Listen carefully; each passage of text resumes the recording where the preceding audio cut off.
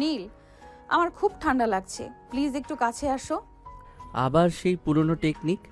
আমি জানি আপনি কি চাইছেন। কিন্তু অরুণীর গায়ের কাঁপুনি দেখে নীল আর স্থির থাকতে পারল না। সে অরুণীকে নিজের চাদর দিয়ে ঢেকে দিল এবং তাকে জড়িয়ে ধরল। আগুনের সেই লাল আভায় অরুণীর ভেজা মুখটা অসম্ভব মায়াবী লাগছিল। কোনো অনুভূতি ছাড়াই স্রেফ পরিস্থিতির চাপে তারা একে অপরের খুব কাছে চলে এলো। অরুণী নীলের ঠোঁটের কাছে ফিসফিস করে, আজ কিন্তু জঙ্গলি সর্দার নেই নীল, আজ শুধু আমি আর তুমি।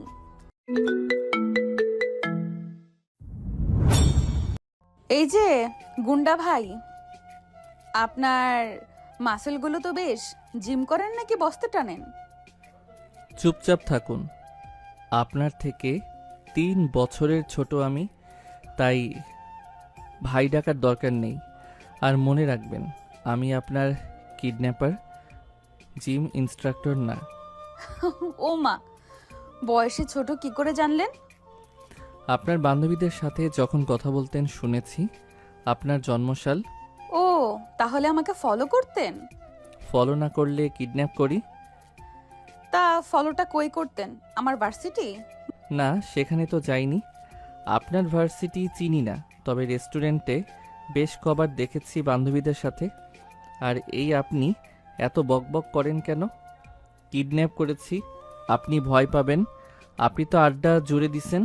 বাবা, আপনাকে ভয় পাবার কি আছে? আপনার কি শিং আছে, গুঁতো দিবেন? নাকি দাঁত আছে, কামড় দেবেন? আর বয়সে ছোট তা কি হয়েছে? আপনি তো আমাকে বেশ কায়দা করে তুলে এনেছেন। তা নীল সাহেব, আপনার এই 6 প্যাক কি শুধুই দেখানোর জন্য, নাকি রশিটা একটু লুজ করতেও পারেন? একদম ফালতু কথা বলবেন না। এখন আপনার বাবাকে ফোন করব। মোটা অঙ্কের টাকা না দিলে আপনাকে এই বনেই মাটি দেব। আরে তাই তো, আমার ড্যাডি তো অনেক রিচ। তাড়াতাড়ি কল করুন, দেরি করছেন কেন? নীল অবাক হলো। কিডন্যাপ হয়ে কেউ এত খুশি হয়? নেন, নাম্বার বলুন। আমারটা দেবো? ইয়ার কি হচ্ছে? ফ্লার্টিং করেন আপনি আমার সাথে? সে কাঁপা কাঁপা হাতে অরুণীর বাবার নাম্বারে ডায়াল করলো। ওপাশে ফোন রিসিভ হতেই নীলের গলা শুকিয়ে কাঠ। হ্যালো, হ্যালো চৌধুরী সাহেব, আপনার মেয়ে আমার কবজায় 10 কোটি টাকা নিয়ে। কি? কে তুমি? আমার অন্যিমা কই? ওকে কি করছো তুমি? না তো, পটাচ্ছি। যাই হোক, নাম্বার লিখুন 01। আরে ড্যাডিকে বলুন 15 কোটি। 10 কোটিতে কি আজকাল কিছু হয়? আর বলুন ক্যাশ না, কোল্ড বিস্কিট দিতে। নীল ফোন কানে রেখে অরুণীর দিকে হাঁ করে তাকিয়ে রইলো। কই বলো? হ্যাঁ, ওই 10 কোটি না, 20 কোটি লাগবে। মানে কি? কি বলো এসব? যা বলছি তাই করেন, না হলে আপনার মেয়ে জীবিত থাকবে না। ঠিক আছে, ঠিকানা সেন্ড করো, তবে আমার মেয়ের যাতে কিছু না হয়। অরুণী আবার ইশারায় বলছে। বলো, পুলিশ ডাকলে একদম চাটনি বানিয়ে ফেলবো। ফোন রাখার পর নীলা কপাল মুছতে মুছতে বলল, আপনি আমাকে শিখিয়ে দিলেন কেন? আপনার কি মাথা খারাপ? আরে নীলু, আমার কতদিনের শখ ছিল কেউ আমারে এমন জঙ্গলে কিডন্যাপ করবে, মুক্তিপণ চাইবে, জাস্ট লাইক মুভি। তোমাকে অনেক ধন্যবাদ যে তুমি আমার উইশটা পূরণ করেছো। আজব তো, আমি এখানে জীবনের ঝুঁকি নিয়ে ক্রাইম করছি, আর উনি মুভি দেখছেন। ঘটনা বলি এবার, চলুন। বনের নির্জনতা চিরে ঝিঝি পোকার ডাক শোনা যাচ্ছে। শ্যাওলা ধরা এক পুরনো কুড়ে ঘরের ভেতর একটা টিমটিমে হারিকেন জ্বলছে। সেখানে চেয়ারের সাথে রশ্মি দিয়ে বাঁধা চৌধুরী ফিলার রাজকন্যা অরণি, আর তার সামনে দাঁড়িয়ে আছে 20 বছর বয়সী টকবকে যুবক নীল। পরনে ছেঁড়া জিন্স আর কালো শার্ট, চোখে মাস্তানি ছাউনি। সে আসলে অরণিকে কিডন্যাপ করে এনেছে, কিন্তু নীল জানতো না সে যাকে কিডন্যাপ করেছে সে আসলে একটা চলন্ত অ্যাটম বোম। খুব খিদে পেয়েছে নীলু, আমার জন্য একটা চিজ বার্গার আর কোক নিয়ে এসো তো। বার্গার? এই ঘন জঙ্গলে কি হোম ডেলিভারি চলে? এখানে লতাপাতা আর বুনো ফল আছে, খাবেন? ছি, আমি কি গরু ছাগল? যাও বার্গার আনো বলছি। নীল মেজাজ হারিয়ে রশিটা খুলে দিল। নেন, হাত খুললাম। মনে হচ্ছে না আপনি পালাবেন। আমায় বার্গার খুঁজতে হবে। কি পালাবেন না তো? আরে না, তোমার মতো হ্যান্ডসাম কিডন্যাপার পেলে আমি কি পালাতে পারি? বিশ্বাস করো। নীল পাশের ঘর থেকে নিজের জন্য আনা শুকনো রুটি আর ডাল নিয়ে এলো। এই নিন খান, এটাই জুটবে এখন। এই ছাইপাশ আমি খাবো? ও মাই গড, আমার পেটে তো আলসার হয়ে যাবে। ওরে আমার বড় লোক রে, নবাবের বেটি, খান বলছি, না হলে না খেয়েই মরবেন। এই না বললে বার্গার আনবে। বলছি, পরে ভাবলাম কই পাবো না। নীলের ধমক শুনে অরুণী ঠোঁট উল্টে ছোট বাচ্চার মতো ভ্যা করে কেঁদে দিল। নীল আকাশ থেকে পড়ল।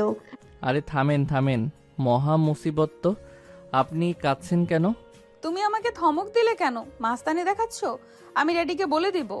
আচ্ছা বাবা, ভুল হয়েছে, কান ধরছি। এখন থামেন, আমি দেখছি আশেপাশে কোনো দোকান পাওয়া যায় কিনা বা বার্গার পাওয়া যায় কিনা। আপনি খবরদার এই ঘর থেকে বের হবেন না। আচ্ছা, বের হব না। নীল ঘর থেকে বের হতেই অরুণী চোখের জল মুছে একটা শয়তানি হাসি দিল। সে চুপি চুপি পেছনের জানালা দিয়ে লাফিয়ে বাইরে বেরিয়ে পড়ল। অন্ধকারে দিক বিদিক না দেখেই সে দৌড়তে শুরু করলো। এদিকে নীল অনেক খুঁজে বেশ দূরে একটা দোকান পেল। ও কাকু, দুটো বার্গার দাও তো। বসেন বাবু। দোকানে দুটি বার্গার প্যাকেট করে। নীল অবাক হয়ে যায়। কিন্তু এইখানে বার্গারের দোকান আসলো কই থেকে কাকু? জঙ্গলেও বার্গার পাওয়া যায়? ওই আপনাদের মতো 2-4 জন আসে বাবু, তাদের জন্য। কাকু দাঁত বের করে হাসি দেয়। নীল বুঝেছে লোকটাকে বুঝিয়েছে, তাই কথা না বাড়িয়ে বসে থাকে। কাকু বার্গারের প্যাকেট হাতে দিলে নীল উঠে দাঁড়ায়, তারপর হাঁটতে থাকে। হঠাৎ সামনে নীলের সাথে ধাক্কা লাগে কারো। নীল হাতে একটা প্যাকেট নিয়ে ফিরছিল তখন সামনে তাকিয়ে নীল চমকে ওঠে। ইস, ধরা পড়ে গেলাম। নীল দেখে এ তো অরুণী, সে পালাচ্ছে। নীলের চোখ কপালে। ওরে শয়তান মেয়ে, আপনি না বললেন পালাবেন না? এত বড় হিম্মত! অরুণী কথা না বলে উঠে দৌড় লাগায়। নীল তাকে ধরার জন্য দৌড় দিল। অরুণীও শাড়ির সামলে দৌড়তে দৌড়তে ঝোপের আড়ালে লুকিয়ে পড়ার চেষ্টা করলো। এক পর্যায়ে নীল তাকে জাপটে ধরে ফেললো। অরুণী নীলের বুকে দুমদাম কিল ঘুষি মারতে শুরু করলো। ছাড়ো আমায়, পিচ্চি গুন্ডা কোথাকার। ধস্তাধস্তির মাঝে নীল পা পিছলে পড়ে গেল আর অরুণীও ছিটকে গিয়ে একটা কাঁটা ঝোপের ওপর পড়লো। ও মা গো, মরে গেলাম। অরুণী তার পায়ে একটা বড় কাঁটা বিঁধিয়ে ফেলেছে। সে বাচ্চাদের মতো চিৎকার করে কাঁদতে লাগলো। নীল উঠে এসে তাকে এক ঝটকায় কোলে তুলে নিল। এত চেঁচাবেন না তো, জঙ্গল মাথায় তুললেন একদম। নীল তাকে কোলে করে কুড়ে ঘরে নিয়ে এলো। বিছানায় বসিয়ে সে অরুণীর পা নিজের কোলের ওপর রাখলো। কাঁটাটা বের করার জন্য হাত দিতেই অরুণী আবার চিৎকার শুরু করলো। আরে চুপ করেন, আপনার মতো সিনিয়র মেয়ে এমন বাচ্চাদের মতো কাঁদে কেন? তখন তো খুব ডার্ট দেখাচ্ছিলেন। হুম, লাগছে তো। নীলু প্লিজ আস্তে বের করো। নীল খুব সাবধানে কাঁটাটা বের করে ফেললো। অরুণী অবাক চোখে নীলের দিকে তাকিয়ে রইল। এই দুর্ধর্ষ গুন্ডা ছেলেটার ভেতর এত মায়া লুকিয়ে আছে। নীল নিজের শার্টের হাতা ছিঁড়ে অরুণীর পায়ে ব্যান্ডেজ করে দিল। আপনি যদি না পালাতেন তবে কি এই অবস্থা হতো? কি বলেছিল পালাতে? আমি তো জাস্ট চেক করছিলাম তুমি আমাকে কতটা ভালোবাসো। আই মিন কতটা সিরিয়াসলি কিডন্যাপ করেছো। একটু যদি অ্যাডভেঞ্চার না থাকে চলে। নীল দীর্ঘশ্বাস ফেলে অরুণীর দিকে বার্গারের প্যাকেটটা এগিয়ে দিল। কে বলেছিল পালাতে? নিন, অনেক কষ্টে মাইলখানেক হেঁটে এই ঠান্ডা বার্গারটা জোগাড় করেছি। এবার খেয়ে শান্ত হন রাজকুমারী। অরুণী হাসি মুখে বার্গারে কামড় দিল। অন্ধকার ঘরটা তখন দুই অসমবয়সী মানুষের খুনসুটি আর এক অদ্ভুত ভালো লাগায় ভরে উঠল। নীলের মনে হলো এই কিডন্যাপটা তার জীবনের সবচেয়ে মধুর ভুল হতে চলেছে। কুঁড়ে ঘরের ভেতর তেলের হারিকেনটা মৃদু আলো ছড়াচ্ছে। নীল অরুণীর ব্যান্ডেজ করা পায়ের দিকে তাকিয়ে একটা গভীর দীর্ঘশ্বাস ফেলল। তার কিডন্যাপ করার মিশনটা যে এভাবে হাসির খোরাক হবে সে স্বপ্নেও ভাবেনি। অরুণী বার্গারে একটা কামড় দিয়ে মুখটা এমন করলো যেন সে বিষ খাচ্ছে। নীলু, এই বার্গারের প্যাটি তো মনে হচ্ছে জুতার সোলের চেয়েও শক্ত। আর চিজ কই? চিজের বদলে কি এখানে ডালডা দিয়েছে? শুনুন ম্যাডাম, এই জঙ্গলের ধারে যে দোকানে এই বার্গারটা পাওয়া গেছে সেখানে চিজের বদলে যে সাবান দেয়নি এটাই আপনার ভাগ্য। আর দয়া করে আমাকে নীলু ডাকবেন না। আমি কি আপনার পোষা বিড়াল? বিড়াল হলে তো ভালোই হতো, কোলে নিয়ে বসে থাকতাম। তা নীল সাহেব, আপনার এই কিডন্যাপ করার আইডিয়াটা কার? মুভি দেখে ইন্সপায়ার্ড হয়েছেন নাকি ইন্টারনেটে how to be a failed kidnapper লিখে সার্চ দিয়েছিলেন? আপনি বড্ড বেশি কথা বলেন। আমি গরিব হতে পারি, কিন্তু আমার একটা ইজ্জত আছে। আপনাকে কিডন্যাপ করেছি টাকা আদায়ের জন্য, আপনার লেকচার শোনার জন্য নয়। ইজ্জত? এই ছেঁড়া শার্ট আর জঙ্গলি বেশে ইজ্জত খুঁজছেন? তার চেয়ে বরং আমার পার্সোনাল মেকানিক হয়ে যান, ড্যাডি আপনাকে এর চেয়ে বেশি বেতন দিবে। চুপ, একদম চুপ। আর একটা কথা বললে আপনার মুখে ওই শক্ত বার্গারটা স্কচ টেপ দিয়ে আটকে দেব। নীল রাগে গজগজ করতে করতে কুড়ে ঘরের বাইরে গিয়ে বসলো। অরুণী মুচকি হেসে বার্গারের বাকি অংশটুকু সাবার করলো। তার কেন যেন এই পিচ্ছি গুন্ডাটাকে পচাতে খুব মজা লাগছে। রাত যত গভীর হচ্ছে জঙ্গলের ঠান্ডা তত বাড়ছে। কুড়ে ঘরের ভাঙা জানালা দিয়ে হিমশীতল হাওয়া ভেতরে ঢুকছে। নীল বাইরে আগুনের কুণ্ডুলি জ্বালিয়ে বসেছিল, কিন্তু শীতের তীব্রতায় সে ভেতরে আসতে বাধ্য হলো। এসে দেখলো অরুণী মেঝেতে পড়ে থাকা একটা পাতলা কাঁথার ওপর গুটিসুটি মেরে শুয়ে আছে। তার সারা শরীর কাঁপছে। নীল ভাবলো মেয়েটা আবার কোনো নাটক করছে না তো। এই যে ম্যাডাম, এখন আবার কিসের অভিনয়? মেঝেতে শুয়ে কি ফিটনেস টেস্ট করছেন? অরুণী কোনো উত্তর দিল না। নীল একটু কাছে গিয়ে দেখলো অরুণীর নিঃশ্বাস খুব দ্রুত চলছে। সে কপালে হাত দিতেই চমকে উঠল, শরীর আগুনের মতো পড়ছে। সর্বনাশ, আপনার তো ধুম জ্বর। ওই যে জঙ্গলে দৌড়াদৌড়ি করে পায়ে কাটা ফুটিয়েছেন, মনে হয় ইনফেকশন হয়ে গেছে। নীল একটা গামছা ভিজিয়ে অরুণীর জলপট্টি দিতে শুরু করলো। অরুণী জ্বরের ঘোরে বিড়বিড় করছে। নীল যখন তার কপাল মুছিয়ে দিচ্ছিল, হঠাৎ অরুণী তার দুহাত দিয়ে নীলের হাতটা শক্ত করে জাপটে ধরলো। ঠান্ডা, খুব ঠান্ডা লাগছে, প্লিজ আমাকে ছেড়ে যেও না। নীল অপ্রস্তুত হয়ে পড়লো। আরে ছাড়ুন, আমি তো জলপট্টি দিচ্ছি। আপনি তো দেখছি জ্বরের ঘোরে আমাকে বালিশ ভেবে বসে আছেন। কিন্তু অরুণী তাকে ছাড়লো না, উল্টে নীলকে নিজের গায়ের কাছে টেনে নিল। অরুণীর গায়ের সেই তপ্ত উত্তাপ নীলের শরীরে এক অদ্ভুত কম্পন সৃষ্টি করলো। নীল চেয়েও নিজেকে সরাতে পারছিল না। জ্বরের ঘোরে থাকা অরুণী এখন সম্পূর্ণ অবুঝ। সে নীলকে জড়িয়ে ধরে তার বুকের ভেতর মুখ লুকালো। নীলের পৌরুষার অরুণীর নারীত্বের ঘ্রাণ সেই নিস্তব্ধ ঘরে এক মায়াবী পরিবেশ তৈরি করলো। নীল অনুভব করলো অরুণীর উষ্ণ নিঃশ্বাস তার গলায় আছড়ে পড়ছে। ঘোরেই বিড়বিড় করে বলল, নীল, কেন আমাকে এত কষ্ট দাও? তার কণ্ঠস্বরে এক করুণ আরতি ছিল। নীল বোকা বনে গেল। জ্বরের ঘোরে মেয়েটা কি বকছে। আনমনেই অরুণীর চুলে হাত রাখলো। ধীরে ধীরে পরিস্থিতি চাপে পাল্টে গেল। জ্বরের সেই তপ্ত উত্তাপ কখন যে কামনায় রূপ নিল তারা কেউ টের পেল না। নীল অরুণীর বুকটা তুলে ধরলো। হারিকেনে নিভু নিভু আলোয় অরুণীর ঠোঁট দুটো কামরাঙা ফলের মতো লাল হয়ে আছে। নীল নিজের নিয়ন্ত্রণ হারালো। সে অরুণীর ওষ্ঠে নিজের ওষ্ঠ ডুবিয়ে দিল। অরুণীও ঘোরের মাঝেই সাড়া দিতে লাগলো। দুজনের শরীরের ঘর্ষণ আর তপ্ত নিঃশ্বাস সেই শীতল কুড়ে ঘরকে এক উষ্ণ অগ্নিকুণ্ডে পরিণত করলো। নীলের হাত অরুণীর জামার বোতামগুলো আলগা করতে শুরু করলো।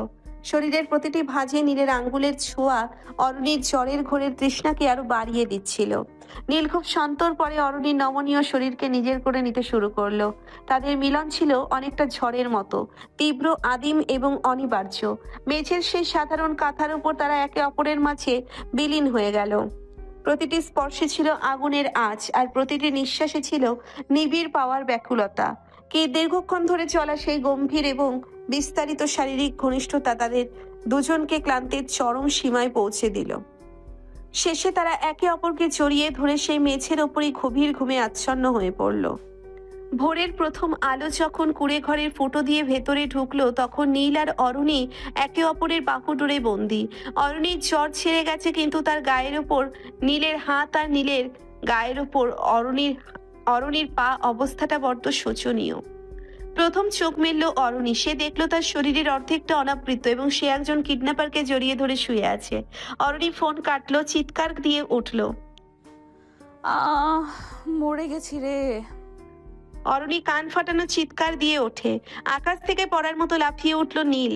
সে দেখলো তার গায়ের শার্টের অর্ধেক বোতাম নেই এবং অরুণী তার দিকে খুনি দৃষ্টিতে তাকিয়ে আছে। এসব এসব কি? আপনি আমার উপর এভাবে শুয়ে আছেন কেন? আমি কি আপনার লেপ নাকি? চুপ কর হারামি, তুই আমার ইজ্জত নিয়েছিস, তুই কিডন্যাপার না, তুই তো একটা জানোয়ার। আরে শোনেন তো, আপনি তো আমাকে জাপটে ধরেছিলেন জ্বরের ঘোরে, আপনি তো আমাকে নীলু নীলু বলে টেনে নিলেন। আমি তো ভেবেছিলাম আপনি মারা যাচ্ছেন, তাই সেবা করতে গিয়েছিলাম। সেবা? এই তোর সেবা? তুই আমার জামার বোতাম খুলে সেবা করিস? পিচ্চি শয়তান! ড্যাডিকে বলে তোকে আমি ফাটা কেষ্টে ঝুলাবো। আরে আমার শার্টের বোতামগুলো তো আপনিই টেনে ছিঁড়েছেন, দেখুন আমার বুকে নখের দাগ। আপনি কি আমাকে কিডন্যাপ করেছেন নাকি আমি আপনাকে? দুজনেই বিছানা থেকে ছিটকে দূরে গিয়ে দাঁড়ালো। অরুণী রাগে আর লজ্জায় নিজের শাড়ি ঠিক করতে লাগলো, আর নীল নিজের ছেঁড়া শার্টের দিকে তাকিয়ে কপাল চাপড়াতে লাগলো। দুজনের মুখেই এখন হাজারটা অভিযোগ, কিন্তু ভোরের সেই শীতল হাওয়ায়, রাতের সেই উষ্ণতা তখন দুজনকে মনে করিয়ে দিচ্ছিল যে ঘটনাটা আসলেও ঘটে গেছে। এখন কি হবে? আর হবে, মুক্তিপণের টাকায় নতুন শার্ট কিনবো আর আপনার জন্য পিল কিনবো। এখন চুপচাপ বসুন, ড্যাডির ফোন আসার সময় হয়েছে। অরুণী ফোঁস করে একটা নিঃশ্বাস ফেললো। এই অদ্ভুত সম্পর্কের মোড় যে কোথায় গিয়ে থামবে তা এখন দুজনেরই অজানা। কিছুক্ষণ পর বনের স্নিগ্ধতা চিরে পুলিশের সাইরেনের শব্দ আর অরুণীর বাবার আকাশ বাতাস কাঁপানো চিৎকার প্রতিধ্বনিত হচ্ছে। অরুণী আর নীল এখন বনের গভীরে অরুণী আর হিমেল এখন তখন বনের গভীর ঝোপের ভেতর লুকিয়ে তারা দৌড়ে ছিটছিল। আরে আপনি দৌড়াচ্ছেন কেন? আপনার বাবা তো টাকা না এনে উল্টা আমাকে পুলিশে দিতে আসছে। সেজন্যই আপনার সাথে দৌড়াচ্ছি। বাবার উপর রাগ করলাম, ভেবেছি অর্ধেক টাকা আমি মারবো। আজব। নীলের শার্ট ঘামে ভেজা, কপালে যন্ত্রণার ভাঁজ। পুলিশের একটা গুলি তার পায়ের পেশি ছুঁয়ে চলে গেছে, রক্তে ভিজে একাকার হয়ে গেছে তার পরনের মলিন জিন্স। অর্নি, পাগলামি করিস না মা, ফিরে আয়। ওই জানোয়ারটা তোকে মেরে ফেলবে। তোকে উদ্ধার করতে আমি পুরো পুলিশ বাহিনী নিয়ে এসেছি। নীল অরিনকে ধাক্কা দিয়ে সরিয়ে দেওয়ার চেষ্টা করলো, তার কণ্ঠে এক অদ্ভুত কাতরতা। পালান অরণি, আপনার বাবা এসেছে, পুলিশ এসেছে, ধরা দিলে আমি নির্ঘাত এনকাউন্টারে মরব। আর আপনি রাজপ্রাসাদে ফিরে যাবেন। যান বলছি, আমার জীবন নিয়ে আপনার খেলার দরকার নেই। অরুণিত উল্টে নীলের শার্টের কলার শক্ত করে ধরলো, তার বড় বড় চোখে এখন এক অদ্ভুত জেদ আর উত্তেজনার ঝিলিক। চুপ করো, চুপ করো তো পিচ্চি গুন্ডা। এখন ধরা দিলে তো লাইফটা আবার সেই বোরিং ড্রয়িং রুমে বন্দি হয়ে যাবে। আর তোমাকে এই অবস্থায় ফেলে আমি যাব? No, never. চলো দৌড়াও। নীল অবাক হয়ে দেখলো যে মেয়েটা একটু আগে পালাতে গিয়ে পায়ে কাটা ফুটিয়ে বাচ্চাদের মতো কাঁদছিল, সে এখন তাকে নিজের কাঁধে ভর দিয়ে বনের আরো গভীর টেনে নিয়ে যাচ্ছে। পুলিশ তাদের ছায়া দেখে চিৎকার করে উঠলো। ওই যে ওরা, ফায়ার! অরুণী আর নীল বনের ঘর লতাপতা মারিয়ে এগোচ্ছে। নীলের পা থেকে টপ টপ করে রক্ত ঝরছে, প্রতিটি কদমে সে নরক যন্ত্রণা পাচ্ছে। পেছনে পুলিশের বুটের শব্দ আর টর্চের আলো তাদের পিছু ছাড়ছে না। অরুণী তার শাড়ির কুচি উপরে তুলে রেখেছে, হাত দৌড়াতে সুবিধা হয়। ড্যাডি ভাবছে আমি খুব বিপদে আছি, কিন্তু ও জানে না ওর মেয়ে এখন হলিউড মুভির হিরোইন সাজতে ব্যস্ত। চলো নীলু, ওই সামনে একটা পুরনো পাথুরে আস্তানা দেখা যাচ্ছে, ওখানে লুকাতে হবে। তারা বনের এক প্রান্তে পাথুরে একটা গুহার মতো জায়গায় গিয়ে ঢুকলো। জায়গাটা ঘন লতা গুল্মে ঢাকা, বাইরে থেকে সাধারণ চোখে বোঝা অসম্ভব। ভেতরে ঢুকেই নীল ধপাস করে মাটিতে পড়ে গেল, তার মুখ রক্তশূন্য হয়ে একদম ফ্যাকাশে হয়ে গেছে। উফ, মরে গেলাম। আপনি আমার সাথে এলেন কেন? তখন তো ঠিকই পালাইতে চাইছেন, এখন কেন এই নাটক করে জীবনটা রিস্কে ফেললেন? অরুণী এক মুহূর্ত সময় নষ্ট না করে তার দামি সিল্কের শাড়িটা আঁচলটা খচখচ ছিঁড়ে ফেললো। সে নীলের পায়ের কাছে হাঁটু গেড়ে বসলো। ধুর বোকা, তখন ভেবেছিলাম তুমি একটা পচা ছেলে, জাস্ট বোরিং, টাকার জন্য কিডন্যাপ করেছো। কিন্তু এখন দেখছি তুমি তো বেশ সাহসী, আর এত সহজে ধরা দিলে তো অ্যাডভেঞ্চারটাই মাটি হয়ে যেত। কিডন্যাপ হওয়ার পর পুলিশের হাত থেকে এই পালিয়ে বেড়ানো পুরো জম্পেশ একটা ব্যাপার, আমি মুভিতে দেখেছি। পাগল, আজ তো একটা পাগল আপনি। এখানে আমার জান যায় যায় অবস্থা, আর উনি জম্পেশ অ্যাডভেঞ্চার খুঁজছেন। অরুণী কুড়ে ঘর থেকে আনা তার ভ্যানিটি ব্যাগ থেকে একটা নেল কাটার আর দিয়াশলাই বের করলো। সে নীলের ক্ষতের কাছে গিয়ে গম্ভীর মুখে বলল, নীলু এই শার্টের হাতাটা কামড়ে ধরো, আমাকে গুলিটা বের করতে হবে, না হলে সেপটিক হয়ে পা কেটে ফেলতে হবে। কি আপনি করবেন? আপনি কি ডাক্তার না কি কসাই? নেল কাটার দিয়ে গুলি বের করবেন? চুপ, একদম কথা বলবে না, কথা বললে মন অন্যদিকে যাবে, তখন হাড় কেটে ফেলবো কিন্তু। অরণি দিয়াশলাই চালিয়ে নেল কাটারের অগ্রভাগ গরম করে নিল। তারপর যেই না সে নীলের ক্ষতের গভীরে ওটা ঢোকালো, নীল গগন বিদারী চিৎকার দিয়ে উঠল। আহ ওরে মা গো, মেরে ফেললো রে, দোহাই আপনার, পুলিশে দিয়ে দেন, তাও আমাকে এভাবে জবাই করবেন না। আরে থামো, বাচ্চাদের মতো ভ্যা ভ্যা করো না, এই তো দেখা যাচ্ছে, এই যে বেরিয়ে গেছে। অরণি সত্যি সত্যি ক্ষতের ভেতর থেকে সীসার দানাটা বের করে আনলো। রক্ত ফিনকি দিয়ে ছুটছে। সে নিজের দামি সিল্কের আঁচল দিয়ে ঘষে নীলের পা ব্যান্ডেজ করে নিল। নীল তখন দরদর করে ঘামছে আর বড় বড় নিঃশ্বাস নিচ্ছে। অরণি তার কপালে জমে থাকা ঘাম নিজের হাত দিয়ে আলতো করে মুছে দিয়ে বলল, এখন কেমন লাগছে বাবু? ব্যথা একটু কমেছে? খবরদার বাবু ডাকবেন না, আমি আপনার কিডন্যাপার, আপনার বয়ফ্রেন্ড না। হ্যাঁ হ্যাঁ, খুব তো বড় কিডন্যাপার, গুলি খেয়ে তো আমার কোলে মাথা রেখে ভ্যা ভ্যা করে কাঁদলে। রাত বাড়ার সাথে সাথে বনের ভিতর হাড় কাঁপানো শীত নামতে শুরু করলো। নীলের শরীর গুলির বিষ আর ঠান্ডার ধাক্কায় কাঁপতে শুরু করলো। কিছুক্ষণের মধ্যেই তার শরীরে ধুম জ্বর চলে এলো। সে জ্বরের ঘোরে কাঁপতে কাঁপতে অরুণীকে আষ্টে পৃষ্ঠে জড়িয়ে ধরলো। অরুণী তাকে উষ্ণতা দেওয়ার জন্য আরো কাছে টেনে নিল। নীলু, তোমার গা তো আগুনের মতো পুড়ছে, আমাকে আরো শক্ত করে ধরো। নীল জ্বরের ঘোরে বিড়বিড় করে, ঠান্ডা, অরণি প্লিজ আমাকে ছেড়ে যেও না, অন্ধকার ভয় লাগে। অরুণী দেখলো নীল তাকে পাগলের মতো চাপটে ধরেছে। নীলের শরীরের সেই তপ্ত নিঃশ্বাস অরুণীর ঘাড়ের কাছে আছড়ে পড়ছে। বনের সে অন্ধকার আস্তানায় পাথরের মেঝেতে তাদের দুজনের শরীরের স্পর্শ এক অন্যরকম মায়ার সৃষ্টি করলো। অরুণীর ভেতরেও এক নাম না জানা শিহরণ শুরু হলো।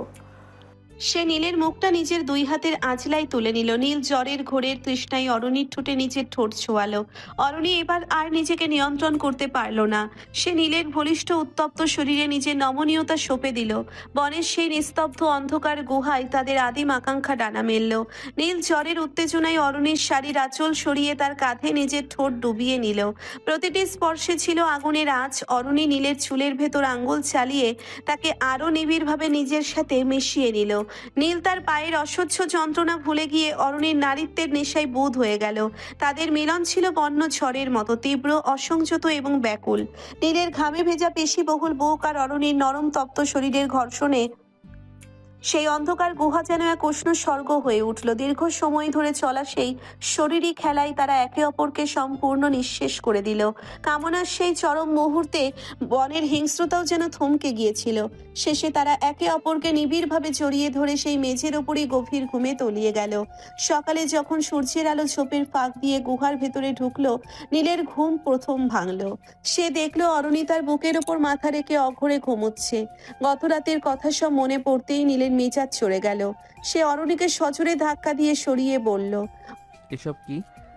আপনি আবার আমার সুবিধা নিলেন কেন?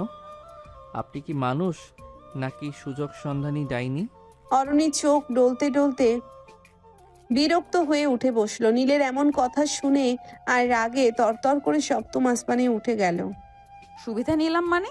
তুমি তো আমাকে জ্বরের ঘোরে জাপটে ধরে আদর করছিলে, আমি তো তোমার সেবা করতে গিয়ে নিজের সব হারিয়েছি, আর এখন আমাকে দোষ দিচ্ছ? সেবা? এই আপনার সেবা? জামা কাপড় খুলে মানুষের ইজ্জত নিয়ে নেওয়া কি সেবা? আপনি বড়লোকের বকে যাওয়া মেয়ে, চরিত্র বলে তো আপনাদের কিছু নেই। আপনি তো স্রেফ মজার জন্য আমার সাথে এসব করেছেন। চরিত্রের কথা তুমি একদম বলবে না। তুমি আমাকে কিডন্যাপ করেছো টাকার জন্য, তুমি তো একটা ক্রিমিনাল। আর গত রাতে যা হয়েছে ওটা তোমার ভালো লেগেছে বলেই হয়েছে। এর আগের দিন তো তুমিও করলে। এখন ধোয়া তুলসী পাতা সেজে আমাকে অপমান করতে এসো না। আমি টাকার জন্য কিডন্যাপ করেছি ঠিকই, কিন্তু আপনার মতো লম্পট হতে চাইনি। আপনার সাথে পালানোই আমার জীবনের বড় ভুল। এখন বের হন এখান থেকে, আমি একাই পালাবো। যাও, দেখি কেমন পারো। গুলি খাওয়া পা নিয়ে এক পা নড়তেই তো বুঝবে মজা। আমার সাহায্য ছাড়া তুমি বনের 1 ইঞ্চিও পার হতে পারবে না। দুজনেই রাগে দুই দিকে মুখ ঘুরিয়ে বসে রইল। একদিকে পুলিশ বন ঘিরে ফেলেছে, অন্যদিকে গুহার মাঝে এই দুই পলাতক যুগলের ঝগড়া তুঙ্গে। অরুণী মনে মনে ভাবলো, আর এই অসভ্য ছেলেটাকে নিয়ে কি যে করি। মায়া দেখিয়েছেই বড় ভুল করেছি। নীল ভাবছিল, এই মেয়েটা কিডন্যাপার না, ও তো আমার মান সম্মান আর জীবনের জন্য বড় আজরাইল। গুহার ভেতর ঝগড়াটা তখন বিশ্বযুদ্ধের রূপ নিয়েছে। অরুণী তার শাড়ির আঁচলটা ঠিক করতে করতে নীলকে অভিশাপ দিচ্ছে, আর নীল তার ব্যান্ডেজ করা পা নিয়ে খুঁড়িয়ে খুঁড়িয়ে গুহার দেওয়ালে লাথি মারার চেষ্টা করছে। ঠিক সেই মুহূর্তেই ঝোপঝাড় ছিঁড়ে একদল মানুষ চিৎকার করতে করতে বেরিয়ে এলো। তাদের হাতে বর্ষা, গায়ে ছাল বাকল আর মাথায় অদ্ভুত সব পালক। তারা কোনো পুলিশ নয়, তারা এই বনেরই এক আদিম উপজাতি গোষ্ঠী। নীল আর অরুণী ভয়ে একে অপরকে জড়িয়ে ধরলো। একটু আগের ঝগড়া নিমেষেই উধাও। এরা কারা? আপনার ড্যাডি কি এখন অ্যামাজন থেকে লোক হায়ার করেছে আমাকে ধরার জন্য? চুপ করো, এরা তো অরিজিনালি জঙ্গলি। দেখো ওদের হাতে বড় বড় বর্ষা। উপজাতিদের সর্দার এগিয়ে এলো, বিশাল তার চেহারা। সে নীল আর অরুণীকে দেখে তার ভাষায় কি যেন একটা ঘোষণা করলো। সাথে সাথে একদল জঙ্গলি এসে নীলকে চ্যাংদোলা করে তুলে নিল। আরে ছাড়ো, আমাকে কোথায় নিচ্ছ? আমি কিডন্যাপার, আমি তোমাদের কলিগ। আরে ছাড়ো বলছি। অরুণীকেও তারা সম্মানের সাথে ধরে নিয়ে গেল তাদের গ্রামে। সেখানে গিয়ে নীলকে একটা বাঁশের খুঁটির সাথে বেঁধে রাখা হলো। কিছুক্ষণ পর এক বৃদ্ধা এসে নীলের শার্ট ছিঁড়ে ফেলে তাকে একটা রঙিন ধুতি পরিয়ে দিল, আর গলায় মস্ত বড় এক হাড়ের মালা। অরুণী দূর থেকে দেখে হাসিতে ফেটে পড়ল। ও মাই গড নীলু, তোমাকে তো একদম টারজান লাগছে। এখন একটা চিৎকার দাও তো দেখি। হাসবেন না অরণি, এরা আমাকে হাড়ি পাতা দিয়ে সেদ্ধ করে খেয়ে ফেলবে। আপনার জন্যই আজ আমার এই হাল। কিন্তু আসল নাটক শুরু হলো তখন, যখন সর্দার এসে ঘোষণা করলো যে তাদের গোত্রের নিয়ম অনুযায়ী কোনো কপতি যদি বনের পবিত্র গুহায় এক রাত কাটায় তবে তাদের বিয়ে দিয়ে দেওয়া অনিবার্য, না হলে বনদেবতা রুষ্ট হবেন। বনের মাঝখানে বিশাল আগুন চালানো হয়েছে, ঢোল বাজছে দুমদুম দাদুম। নীলকে বরের সাজিয়ে আর অরুণীকে বুনো ফুলের মালায় কনের সাজে আগুনের সামনে বসানো হলো। সর্দার অদ্ভুত মন্ত্র পড়ছে। প্রথমে মজা হিসেবে নিলেও তারা দুজনেই তখন হতভম্ব। কি করবে না করবে ভেবে পাচ্ছে না। অরণি, কিছু একটা করুন। আমি এই জঙ্গলি বিয়ে করতে চাই না। আমার এমনিতেই লাইফ বরবাদ। আপনাকে বিয়ে করার চেয়ে কচু গাছে ফাঁসি দেওয়া ভালো। আরে চুপ করো তো, ফ্রিতে বিয়ে হচ্ছে, কোনো খরচ নেই। আর দেখো ওরা তোমাকে কত সম্মান দিচ্ছে। শ্বশুরবাড়ি হিসেবে এই জঙ্গল কিন্তু মন্দ না। আপনার তো মজাই হবে। আপনি তো রাজকন্যা, এখানে এসে রানী হয়ে যাবেন, আর আমাকে ওরা সারাদিন বল্লম দিয়ে খোঁচাবে।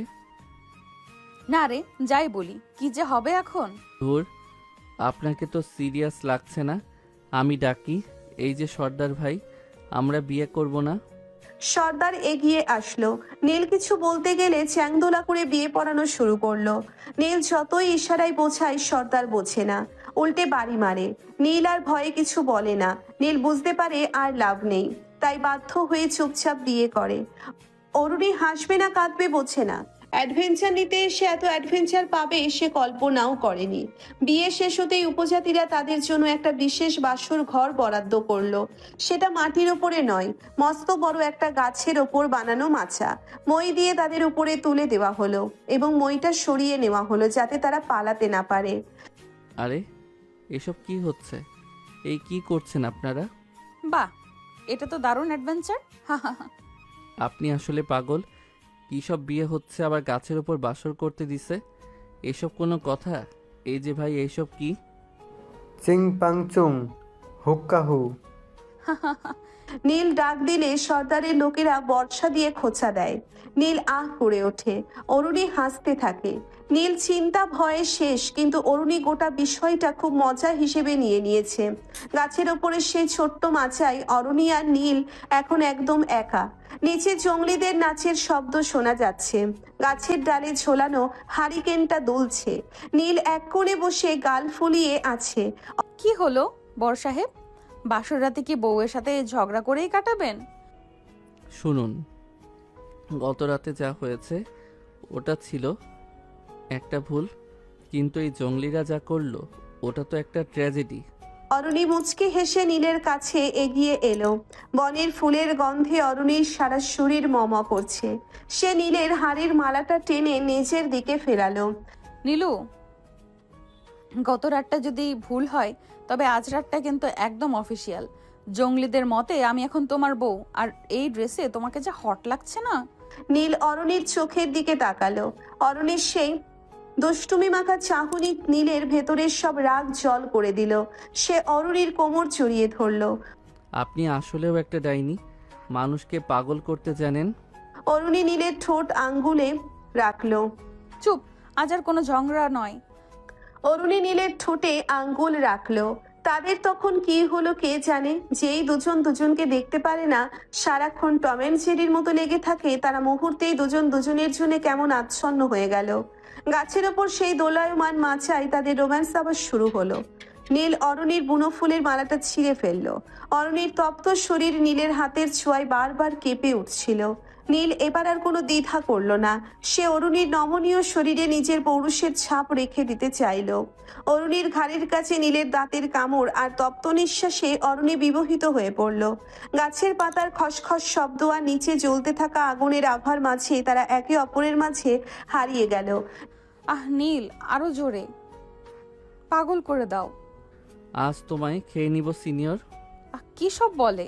নীলের প্রতিটি স্পর্শ ছিল আগের চেয়েও অনেক বেশি উন্মাদনাময়। সে অরুণীকে নিজের নিচে চেপে ধরে তার নারীত্বের প্রতিটি ভাঁজে বিচরণ করতে লাগলো। অরুণী উত্তেজনায় নীলের পিঠে নিচের নখ বসিয়ে দিল। বনের নির্জনতায় তাদের দুজনের ঘন নিঃশ্বাস আর মাছার ক্যাচ ক্যাচ শব্দ একাকার হয়ে গেল। সেই দীর্ঘ শারীরিক মিলন তাদের সম্পর্কের সব দেওয়াল ভেঙে চুরমার করে দিল। ভোরে যখন পাখির ডাকে দুজনের ঘুম ভাঙলো, নীল দেখলো নিচে জঙ্গলিরা সব ঘুমে কাদা। সে চুপি চুপি একটা লতা ধরে নিচে নামার বুদ্ধি করলো। অরণি, এখনই সুযোগ, চলো পালাই। তারা যখন গাছ থেকে নামলো, ঠিক তখনই বনের ঝোপ ছিঁড়ে পুলিশের এক বিশাল দল বেরিয়ে এলো। সাথে অরুণীর বাবা। ওই তো আমার মেয়ে, আর ওই শয়তানটা ওকে জঙ্গলি সাজে রেখেছে। নীল অরুণীর হাত ধরে দৌড় দিল। পালাতে থাকুন, আজ না হয় পুলিশ, না হয় জঙ্গলি, কাউকে না কাউকে তো ফেস করতেই হবে। দৌড়তে দৌড়তে তারা একটা পাহাড়ের কিনারায় চলে এলো। নিচে নদী। নীলু, এখন কি হবে? অ্যাডভেঞ্চার যখন শুরু করেছেন তবে শেষটাও রাজকীয় হোক। ঝাঁপ দিন। নীল অরুণীকে কোলে নিয়ে নদী লক্ষ্য করে বিশাল এক লাফ দিল। পুলিশের গুলি তাদের মাথা ছুঁয়ে বেরিয়ে গেল। পানিতে পড়ার পর নীল অরুণীকে টেনে তুলল এক বালুচরে। বালুচরে শুয়ে দুজনেই হাঁপাচ্ছে। অরুণীর বুনো সাজ এখন পানিতে ভেজা, আর নীলের হাড়ের মালাটা মাঝখান থেকে ভেঙে গেছে। অরুণী হেসে কুটি কুটি হয়ে যায়। নীলু, আমাদের বিয়েটা কিন্তু দারুণ ছিল। চুপ করুন। গত রাতের পর থেকে যে আপনি আমার অফিসিয়াল বউ, এখন ড্যাডির কাছে গিয়ে কি বলবেন? বলবো তোমার কিডন্যাপার ফেল করেছে, কিন্তু তোমার জামাই পাশ করে গেছে।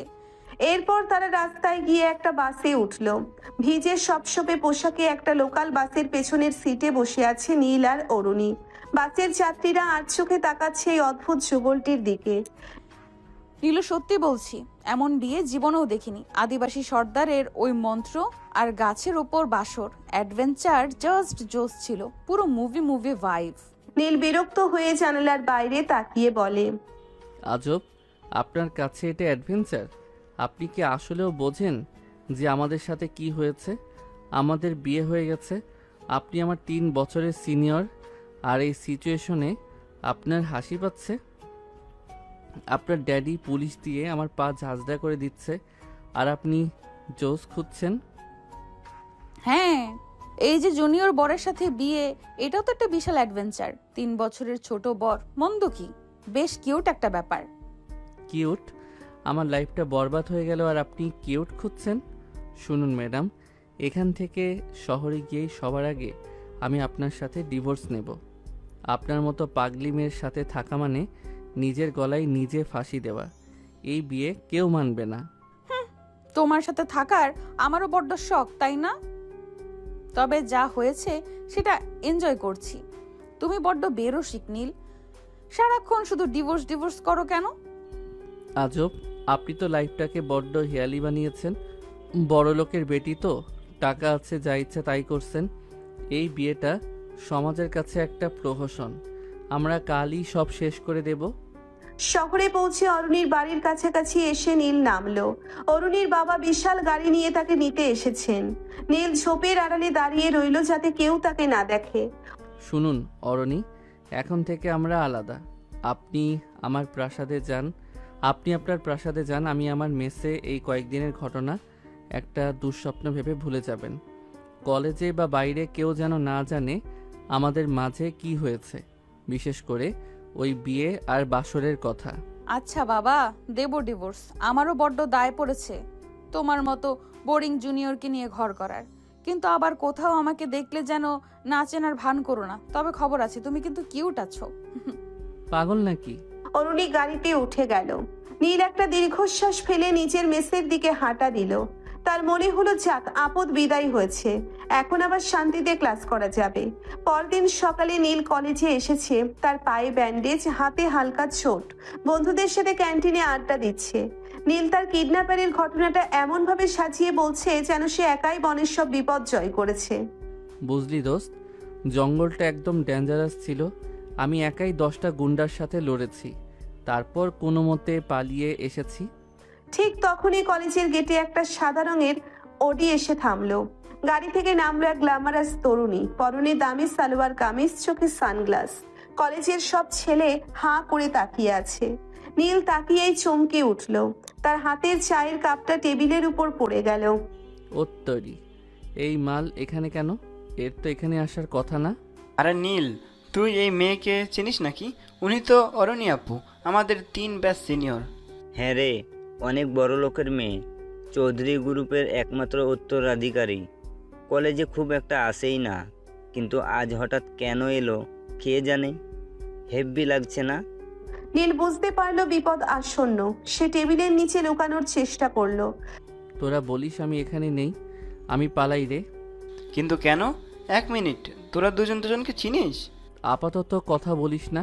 কিন্তু অরুণীর চোখকে ফাঁকি দেওয়া অসম্ভব। অরুণী চশমাটা কপালে তুলে চারিদিকে তাকালো এবং নীলকে দেখেই একটা পৈশাচিক হাসি দিল। সে সোজা নীলের টেবিলের সামনে চলে এলো। ওই যে হিরো, কোথায় লুকানোর চেষ্টা করছো নীল? নীল সোজা হয়ে দাঁড়িয়ে একটা কৃত্রিম হাসি দিল। তার বন্ধুরা অবাক চোখে দুজনের দিকে তাকাচ্ছে। নীল দাঁত চেপে বন্ধুদের উদ্দেশ্যে বলছে, যা তুই শেষ, দেখে ফেলেছে। আরে অরণি আপু, আপনি এখানে কেমন আছেন? মানে আপনি তো বড় মানুষ, আমাদের মতো ছোটদের টেবিলে কেন? ওফ, কি বলি, এই কলেজে কেন আপনি? আরে নীলু, তুমি তো ফর্মাল হয়ে গেলে কবে থেকে? জঙ্গল থেকে ফেরার পর কি আমাকে ভুলে গেছো? ও মা, পা দেখি ব্যান্ডেজ করা, খুব লেগেছে বুঝি? আর এখানে এখানে তো আমি পড়ি, কিন্তু তুমি এখানে? নীল মনে মনে বিড়বিড় করলো। ভুলবো কি করে? ডাইনি তো আমার রক্ত চুষে খেয়েছে, কিন্তু বন্ধুদের সামনে সে তো আর বলতে পারে না যে এই মেয়ে আমার জঙ্গলি বউ। আসলে আপু, উনি দয়া করে আমার মতো গরিবকে একটু হেল্প করেছিলেন। জঙ্গলে পথ হারিয়ে ফেলেছিলাম তো। উনি বড় মানুষ, বড়দের তো বড় মনে হয়। তা আপু, আপনার বাবার সেই বিশাল ডগটা কেমন আছে? আপনার মতোই কি চেঁচায়? বন্ধুরা অবাক হয়ে নীলের দিকে তাকালো। অরুণী আপুকে এভাবে পচানোর সাহস কারো নেই। নীলু, বেশি কথা বলছো কিন্তু। তুমিই তো বললে খুব বীরত্ব দেখিয়েছো। তা ওই যে রাতে আমাকে আমার কোলে মাথা রেখে কাঁদলে ভ্যা ভ্যা করে, ওটা বন্ধুদের বলনি? নীলের ইজ্জত তখন পাংচার হওয়ার দশা। আরে না না আপু, মজা করছেন। উনি তো খুব রসিক মানুষ।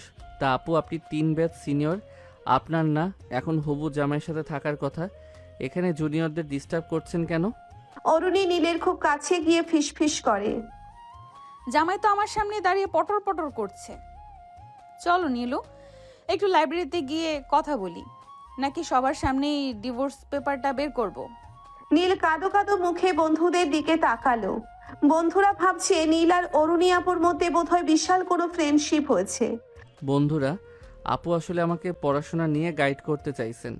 উনি অনেক মেধাবী তো, চলুন আপু জ্ঞান অর্জন করি। নীল মনে মনে ভাবলো, এই ডাইনি কলেজে আসা শুরু করলে আমার মান সম্মান সব যাবে। জঙ্গলই ভালো ছিল, অন্তত সেখানে ইজ্জতটা তো ছিল। অরুণী নীলের টি শার্টের হাতা ধরে টানতে টানতে নিয়ে গেল। নীল ওপর দিয়ে হাসলেও মনে মনে অরুণীকে হাজারটা গালি দিচ্ছে আর ভাবছে এই সিনিয়র বইয়ের হাত থেকে রেহাই পাওয়ার উপায় কি। লাইব্রেরির কোনায় তখন ধুলো জমা পুরনো বইয়ের গন্ধ আর এয়ার কন্ডিশনারের মৃদু গুঞ্জন। নীল আর অরুণী মুখোমুখি বসা, বাইরে কলেজের হাজারটা ছাত্রছাত্রীর কোলাহল, কিন্তু এই কোনায় পরিবেশটা থমথমে। নীল লাইব্রেরির ডেস্কে মাথা ঠেকিয়ে রেখেছে আর অরুণী একটা হাসি দিয়ে নিজের হাতের নখ দেখছে। নীল সোজা হয়ে বসে অরুণীর দিকে তাকালো। তার চোখের নিচে কালচে ছোপ, মনে হচ্ছে সারা রাত ডিভোর্সের ড্রাফট বানিয়েছে। শুনুন অরণি আপু, এই যে আপনি সবার সামনে এসে নীলু নীলু করছেন, এতে আমার ক্যারিয়ারের 12টা বেজে যাচ্ছে। আপনার বাবা তো আমাকে কিডন্যাপার হিসেবে পুলিশে দিতে চেয়েছিলেন, এখন আপনি কলেজে এসে আমার বউ সাজার নাটক করছেন কেন? বউ সাজার নাটক?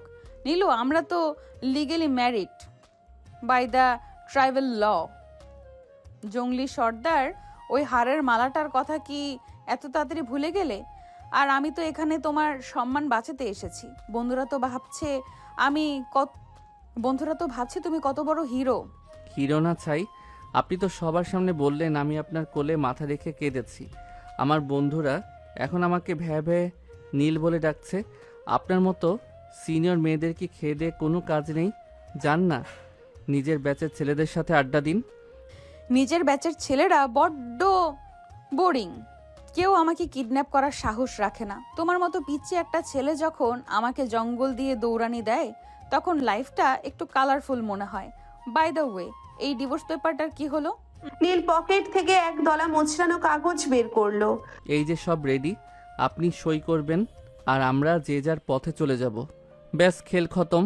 অরুণী কাগজটা হাতে নিয়ে নেড়ে ছেড়ে দেখলো, ড্রাফটিং তো বেশ কাঁচা, স্পেলিং মিস্টেকও আছে। তুমি কি মেকানিক নাকি উকিল? আর শোনো, এখন সই করলে আমার ড্যাডি তোমাকে জ্যান্ত পুঁতে ফেলবে। তিনি ভাবছেন আমি এখন সুখে সংসার করার চিন্তা করছি। বিয়ে যেহেতু হয়ে গেছে, বেচারা আর না মানা ছাড়া আর কি করবে বলো? তুমি সই করলে ড্যাডি ভাববে তুমি আমাকে রিজেক্ট করছো। চৌধুরী ভিলার মেয়েকে রিজেক্ট করার মানে কি জানো? নীল ঢোক গেলে। কি কি বলেন? আপনার ওই ডাকাত ড্যাডি মেনে নিল, যার জন্য এত সব হলো? শহরে তোমার হাড়গোড়ও খুঁজে পাওয়া যাবে না। তাই আপাতত এই ডিভোর্স পেপারটা আমার ব্যাগে থাকুক। আমরা কলেজের সামনে শুধু সিনিয়র জুনিয়র আর আড়ালে যুদ্ধবাজ দম্পতি হয়ে থাকবো।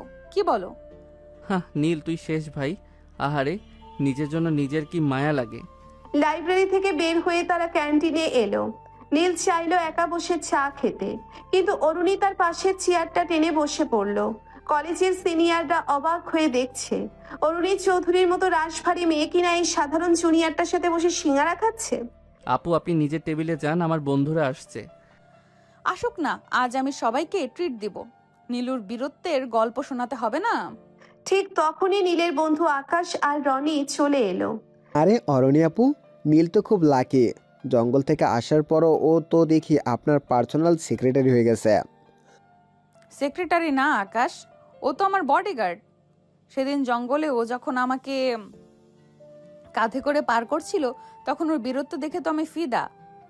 জঙ্গল মানে ওর সাথে আপনিও ছিলেন নাকি? এ কিরর কিসব বলে? আরে মজা করে। আমার জঙ্গলে যাবার কথা তো সবাই জানে, আমি যে কিডন্যাপ হইছি। কিডন্যাপ করে বলে কিডন্যাপ হইছি, কি ফাজিল। মানে? নীল দাঁত কিরমির করে। আকাশ, ওসব কথা বাদ দে। আপু একটু বেশি বানিয়ে বলেন, উনি মজা করেন। উনি তো রাজকন্যা, ছোটবেলায় রূপকথার গল্প বেশি পড়েছেন তো, তাই সব জায়গায় কল্পনা মেশান। তাই নাকি নীলু? কল্পনা? আচ্ছা বন্ধুরা, তোমরা কি জানো তোমাদের এই নীল রাতে একা ঘুমাতে ভয় পায়? জঙ্গলে তো আমার হাত 1 সেকেন্ডের জন্য ছাড়েনি। মনে হচ্ছিল যেন আমি হারিয়ে গেলে ও বনেই হার্ট অ্যাটাক করবে। নীলের মান সম্মান এখন ক্যান্টিনের নর্দমা এসে কোনো মতে চায়ের কাপে চুমুক দিয়ে বলল, আপু, আপনার মনে হয় আবার জ্বর আসছে? ওই যে কিছুদিন আগে কাঁপছিলেন না, শুনছিলাম তো, তখনই আপনার মাথায় সমস্যা হয়েছে, মেমোরি লস হয়েছে আপনার। আমি হাত ধরিনি, আপনি তো আমার শার্টের হাতা টেনে ছিঁড়ে দিয়েছিলেন।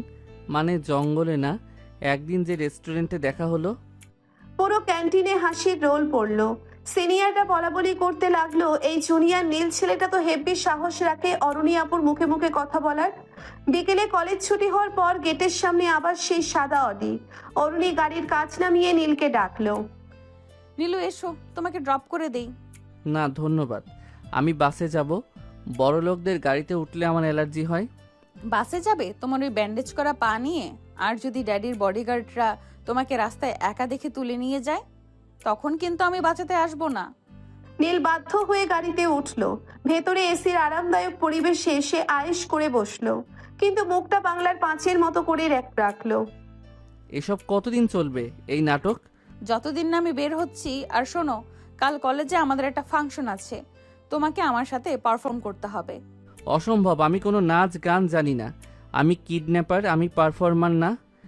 না করলে ডিভোর্স পেপারটা ড্যাডিকে দেখিয়ে দেব, বলবো নীল আমাকে ব্ল্যাকমেল করছে, ডিভোর্স চাচ্ছে, তারপর পুলিশে।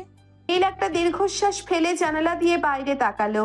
তার মনে হলো জঙ্গল থেকে পালানো সহজ ছিল, কিন্তু এই অরুণী চৌধুরীর মায়াবী আর পৈশাচিক জঙ্গল থেকে পালানো মনে হয় এই জন্মে সম্ভব না। অরুণী আর চোখে নীলকে দেখলো আর মনে মনে বলল, কিডন্যাপ করতে এসে তো নিজেই আমার খাঁচায় বন্দি হয়ে গেলে নীল। রাতে নীল তার মেসে বসে ভাবছিল অরুণীর সাথে এই অসম লড়াই তাকে ক্লান্ত করে দিয়েছে। সে ভাবলো কাল কলেজে যাবেই না, কি উপেক্ষা করা মানে নিজের বিপদ ডেকে আনা।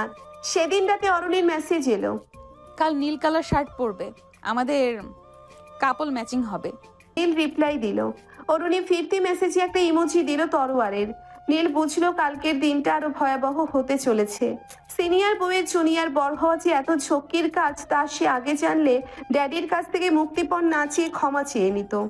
কলেজের বিশাল করিডোর আর ক্যান্টিনের ধোয়া ওঠা আড্ডার মাঝে নীল আর অরুণীর এই শত্রুতা এখন টক অফ দ্য টাউন।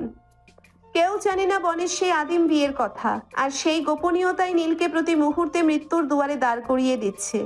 নীল ভাবছে ডিভোর্স দিয়ে মুক্তি পাবে, আর অরুণী ভাবছে এই জুনিয়রকে দিয়ে আর কতভাবে সার্কাস করানো যায়। সকালবেলা নীল মেসের আয়নার সামনে দাঁড়িয়ে নিজের নীল শার্টটার দিকে একবার তাকালো, তারপর তাচ্ছিল্য ভরে ওটা ছুঁড়ে ফেলে একটা টকটকে লাল রঙের শার্ট পরে নিল। আমি কাল লাল শার্ট পরব, বিপদের সংকেত হিসেবে। অরণি চৌধুরীর কথা শুনতে যাব কেন? সে বলেছে নীল পরতে, আমি লাল পরব।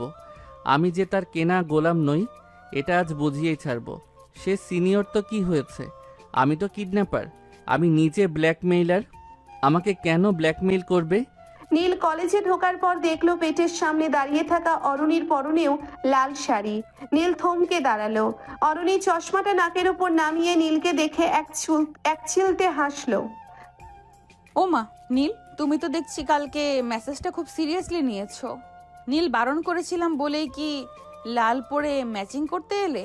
বাহ, আমাদের কাপল গোলস তো জাস্ট ফাটাফাটি। তীব্র মাথা চুলকাতে চুলকাতে বলল, কী সব আবল তাবল বকছেন? আমি লাল পরেছি বিপদের সংকেত হিসেবে।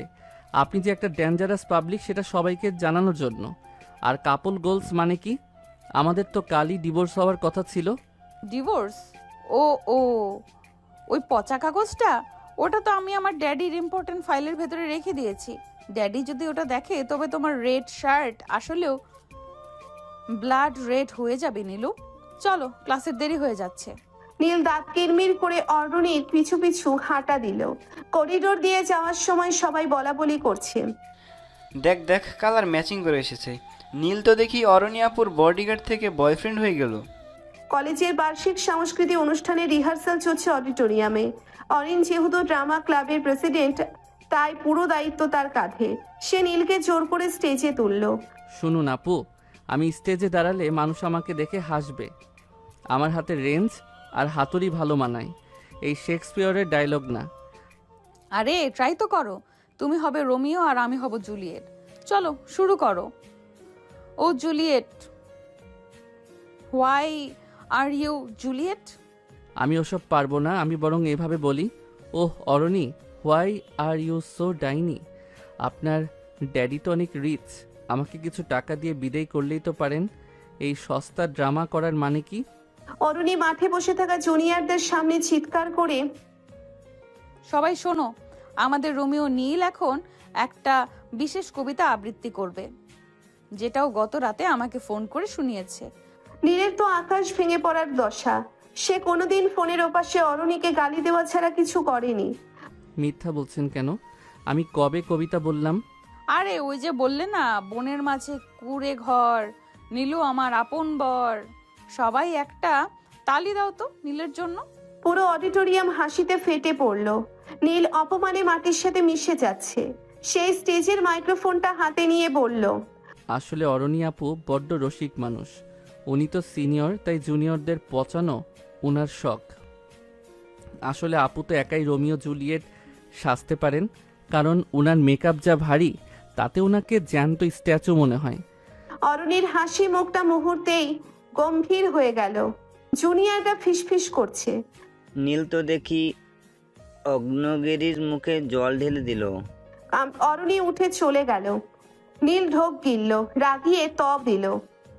আবার কোনো বিপদ কে জানে। দুপুরে ক্যান্টিনে নীল এক কোনায় বসে ঠান্ডা সিঙ্গারা চিবুচ্ছে। অরুণী এসে তার উল্টো দিকের চেয়ারে বসলো। এবার আর হাসি নেই তার মুখে। নীল, তুমি সবার সামনে আমাকে স্ট্যাচু বললে, আমার মেকআপ নিয়ে কথা বললে, তোমার সাহস তো কম না। সাহস তো আপনিই দিয়েছেন। ওই যে জঙ্গলি সর্দার বলেছিল না, বর বউ সমান সমান। তো আপনি যদি আমাকে পচাতে পারেন, আমি কেন পারবো না? আর শোনো ম্যাডাম, আপনার ওই ডিভোর্স পেপারটা আজই সাইন করে ফেরত দেবেন। আমার এই সিনিয়র বউয়ের ড্রামা আর সহ্য হচ্ছে না। টাকা লাগবে? কত টাকা দিলে তুমি এই ডিভোর্স পেপার নিয়ে মুখ বন্ধ করে চলে যাবে? আমি আপনার টাকা চাই না, আমি আমার শান্তি চাই। আমি চাই আপনি আমাকে আর চিনতে না পারেন। কলেজে আমরা স্ট্রেঞ্জার হব। ট্রেজার? স্ট্রেঞ্জার? ওই ঘনিষ্ঠ মুহূর্তগুলোর পর আমরা স্ট্রেঞ্জার হব? তুমি আসলেও একটা ইমোশনাল রোবট নীল। নীল চায়ের কাপটা সজোরে টেবিলে রেখে বলে, ঘনিষ্ঠ মুহূর্ত? আপনি সেটাকে কি মনে করেন? ওটা ছিল একটা অ্যাক্সিডেন্ট। আপনি জ্বরের ঘরে ছিলেন আর আমি পরিস্থিতির শিকার। ওটাকে প্রেম ভাবার কোনো কারণ নেই। আমি ওটাকে প্রেম ভাবছি না, ওটা ছিল জাস্ট একটা টাইম পাস। তবে টাইম পাসটা বেশ ইন্টারেস্টিং ছিল, তাই না নীলু? নীল রাগে লাল হয়ে ক্যান্টিন থেকে বেরিয়ে গেল। অরণি বসে বসে তার সিঙ্গারাটা নিজের প্লেটে তুলে নিল। তাদের মাঝে কোনো অনুভূতি নেই, আছে শুধু জেদ আর একে অপরকে ছোট করার এক অদ্ভুত নেশা। বিকেলে লাইব্রেরির পেছনের দিকের আলমারিগুলোর আড়ালে নীল কিছু বই খুঁজছিল। হঠাৎ অরণি সেখানে এসে হাজির। জায়গাটা বেশ অন্ধকার আর নির্জন। আবার কেন এসেছেন? এখানেও কি আপনার কোনো ড্রামা বাকি আছে? ডিভোর্স পেপারটা দিতে এলাম, নাও সই করো। আমাদের আসলেই একসাথে থাকার মানে নেই। নীল কলম বের করে সই করতে যাবে এমন সময় বাইরে থেকে লাইব্রেরিয়ান দরজা লক করার শব্দ শোনা গেল। দুজনে চমকে উঠল। লাইব্রেরি বন্ধ হয়ে গেছে। হলো তো, এবার আপনার সাথে এই অন্ধকার লাইব্রেরিতে রাত কাটাতে হবে। আপনার কপালে কি অশান্তি ছাড়া আর কিছু নেই? অশান্তি না, এটাকে বলে ডেস্টিনি। গত রাতে গুহা, আজ লাইব্রেরি। চলো ওই কোনায় সোফাটায় বসি। অন্ধকারের মাঝে অরুণীর গায়ের সেই পারফিউমের গন্ধ নীলকে আবার সেই বনের রাতের কথা মনে করিয়ে দিচ্ছিল। দুজনে পাশাপাশি বসলো। কেউ কারো দিকে তাকাচ্ছে না, কিন্তু হার্টবিট স্পষ্ট শোনা যাচ্ছে। ঘৃণা করি না, ভয় পাই। আপনার লাইফস্টাইল, আপনার ইগো, সব কিছু আমাকে দম বন্ধ করে দেয়। আমি সাধারণ একটা ছেলে। আমার কাছে জীবন মানে মেকানিক গিরি আর দুবেলা ডাল ভাত। নীল, তুমি আমাকে এত ঘৃণা করো কেন? আর আমার কাছে জীবনের মানে একটা বড় খাঁচা। সবাই আমাকে চৌধুরী ভিলের উত্তরাধিকারী হিসেবে দেখে, কেউ মানুষ হিসেবে দেখে না। শুধু তুমিই আমাকে ধমক দেওয়ার সাহস পেয়েছো। কথা বলতে বলতে অরুণী নীলের হাতের উপর নিজের হাত রাখলো। নীল এবার হাত সরিয়ে নিল না। অন্ধকারে সেই নিস্তব্ধতায় তাদের শরীরের উষ্ণতা আবার বাড়তে লাগলো। কোনো অনুভূতি ছাড়াই স্রেফ শারীরিক আকর্ষণে নীল অরুণীকে নিজের কাছে টেনে নিল। অরুণীও বাধা দিল না। লাইব্রেরির সেই ঠান্ডা মেঝেতে পুরনো বইয়ের স্তূপের মাঝে তারা আবার একে অপরের মাঝে বিলীন হয়ে গেল। প্রতিটি ছোঁয়া ছিল জেদ আর উত্তেজনার মিশ্রণ। দীর্ঘ সময় ধরে চলা সেই শারীরিক নিবিড়তা তাদের আবার বুঝিয়ে দিল যে তারা একে অপরকে যতই অস্বীকার করুক, শরীরের টান তারা উপেক্ষা করতে পারবে না। সকালে লাইব্রেরিয়ান দরজা খুলতেই নীল আর অরুণী আলাদা হয়ে বেরিয়ে এলো। করিডোরে এসেই নীল আবার সেই গম্ভীর হয়ে গেল। কালকের ওটাকেও একটা ভুল হিসেবে ধরে নিন। আমি আপনার ডিভোর্স পেপারে সই করে দিয়েছি। ওটা নিয়ে আপনি চলে যান। আমিও সই করে দেব। তবে মনে রেখো নীল, তুমি আমাকে যতবার ভুল বলবে, তুমি ততবার নিজেকেই ছোট করবে। আমার কেন যেন মনে হচ্ছে আমাদের কিছু একটা কানেকশন আছে।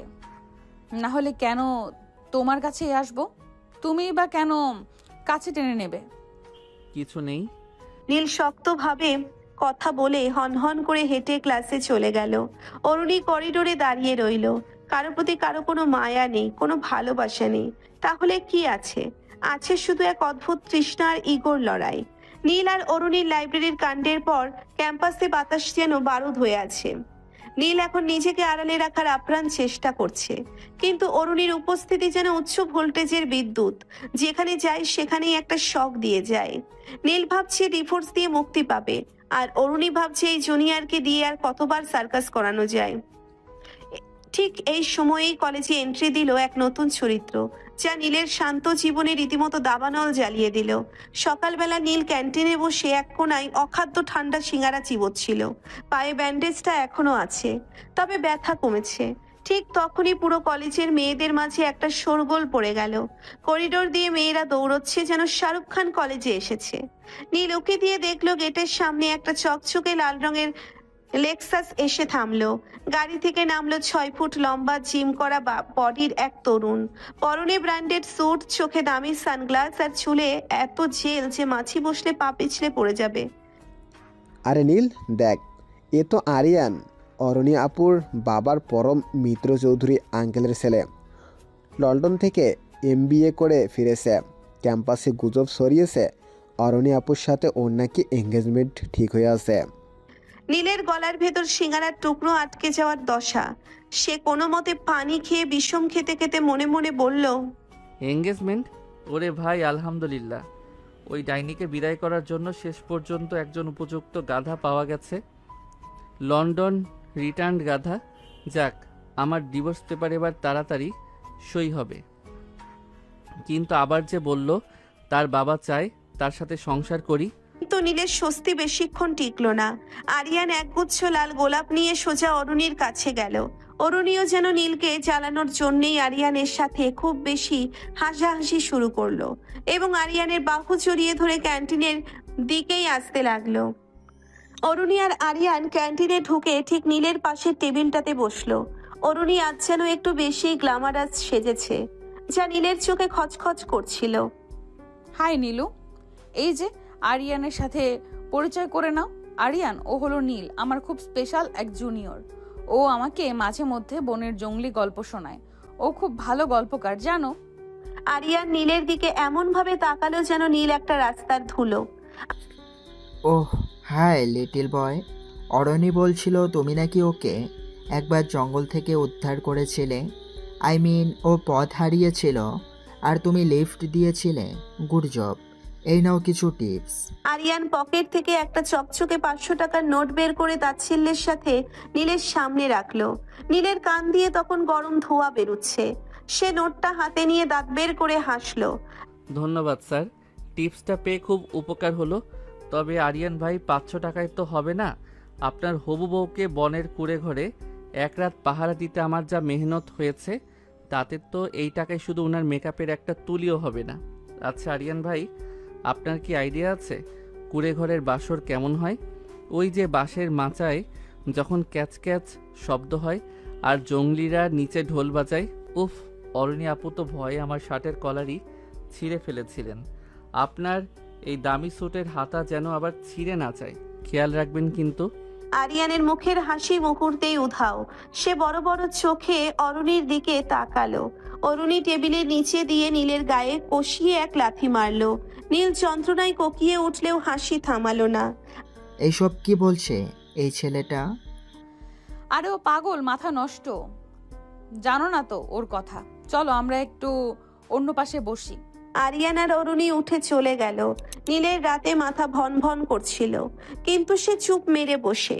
বিকেলে কলেজের লনে আরিয়ান একটা দামি গিটার নিয়ে অরুণীর জন্য ইংরেজি গান গাইছিল। নীল পাশ দিয়ে যাওয়ার সময় জোরে একটা শব্দ করে নাচ ছাড়লো। অরুণী রেগে গিয়ে নীলকে ডাকলো। নীলু, তোমার কি কোনো সেন্স নেই? দেখছো আরিয়ান কত সুন্দর গিটার বাজাচ্ছে, তুমি তো শুধু হাতুড়ি দিয়ে লোহা পেটাতে জানো। একটু কালচার শেখো। হাতুড়ি দিয়ে লোহা পেটালে অন্তত কাজের জিনিস তৈরি হয় আপু।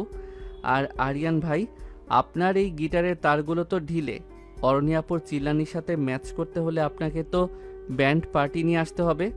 আর ওই যে গানটা গাইলেন ওটা তো ছিল বিরহী গান। অরণি আপু তো বিরহ বোঝে না, সে বোঝে শুধু কমান্ড করা। আরিয়ান ভাই, রাতে ঘুমানোর আগে হেলমেট পরে ঘুমাবেন, কখন যে উনি আপনার উপর চড়াও হন ঠিক নেই। আরিয়ান গিটার রেখে উঠে দাঁড়ালো। অরণি, এই অসভ্য মেকানিক ছেলেটাকে তুমি এত মাথায় তুলছো কেন? ও কি তোমার চাকর? ও আমার জুনিয়র বড়, আই মিন জুনিয়র ভাই। নীলু, তুমি বড্ড বেশি মুখ চালাচ্ছ কিন্তু। মুখ তো চালাবই। আরিয়ান ভাই, একটা গোপন কথা বলি, অরণি আপু কিন্তু বনের জঙ্গলি সর্দারের খুব পছন্দের পাত্রী।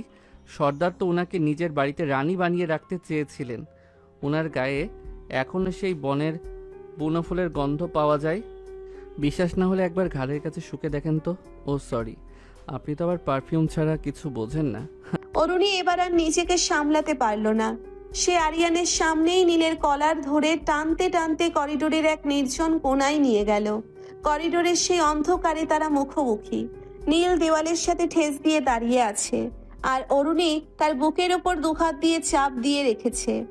নীল, তুমি বড্ড বেশি মুখ চালাচ্ছ কিন্তু। তুমি কি আমার জীবনটা তছনছ না করলে শান্ত হবে না? কেন আরিয়ানের সামনে ওসব উল্টাপাল্টা বললে? কেন? আরিয়ান ভাইয়ের দামি স্যুট দেখে খুব মায়া লাগছে? আপনার তো আবার অ্যাডভেঞ্চার খুব পছন্দ। আরিয়ান কি পারবে আপনাকে নিয়ে জঙ্গলিদের সাথে নাচতে? সে তো এসির বাইরে বেরোলে ঘামলে পাউডার মাখে। নীল, তুমি জেলাস হচ্ছ? তুমি সহ্য করতে পারছো না আমি অন্য কারোর সাথে কথা বলছি বা ঘুরছি? আমি জেলাস?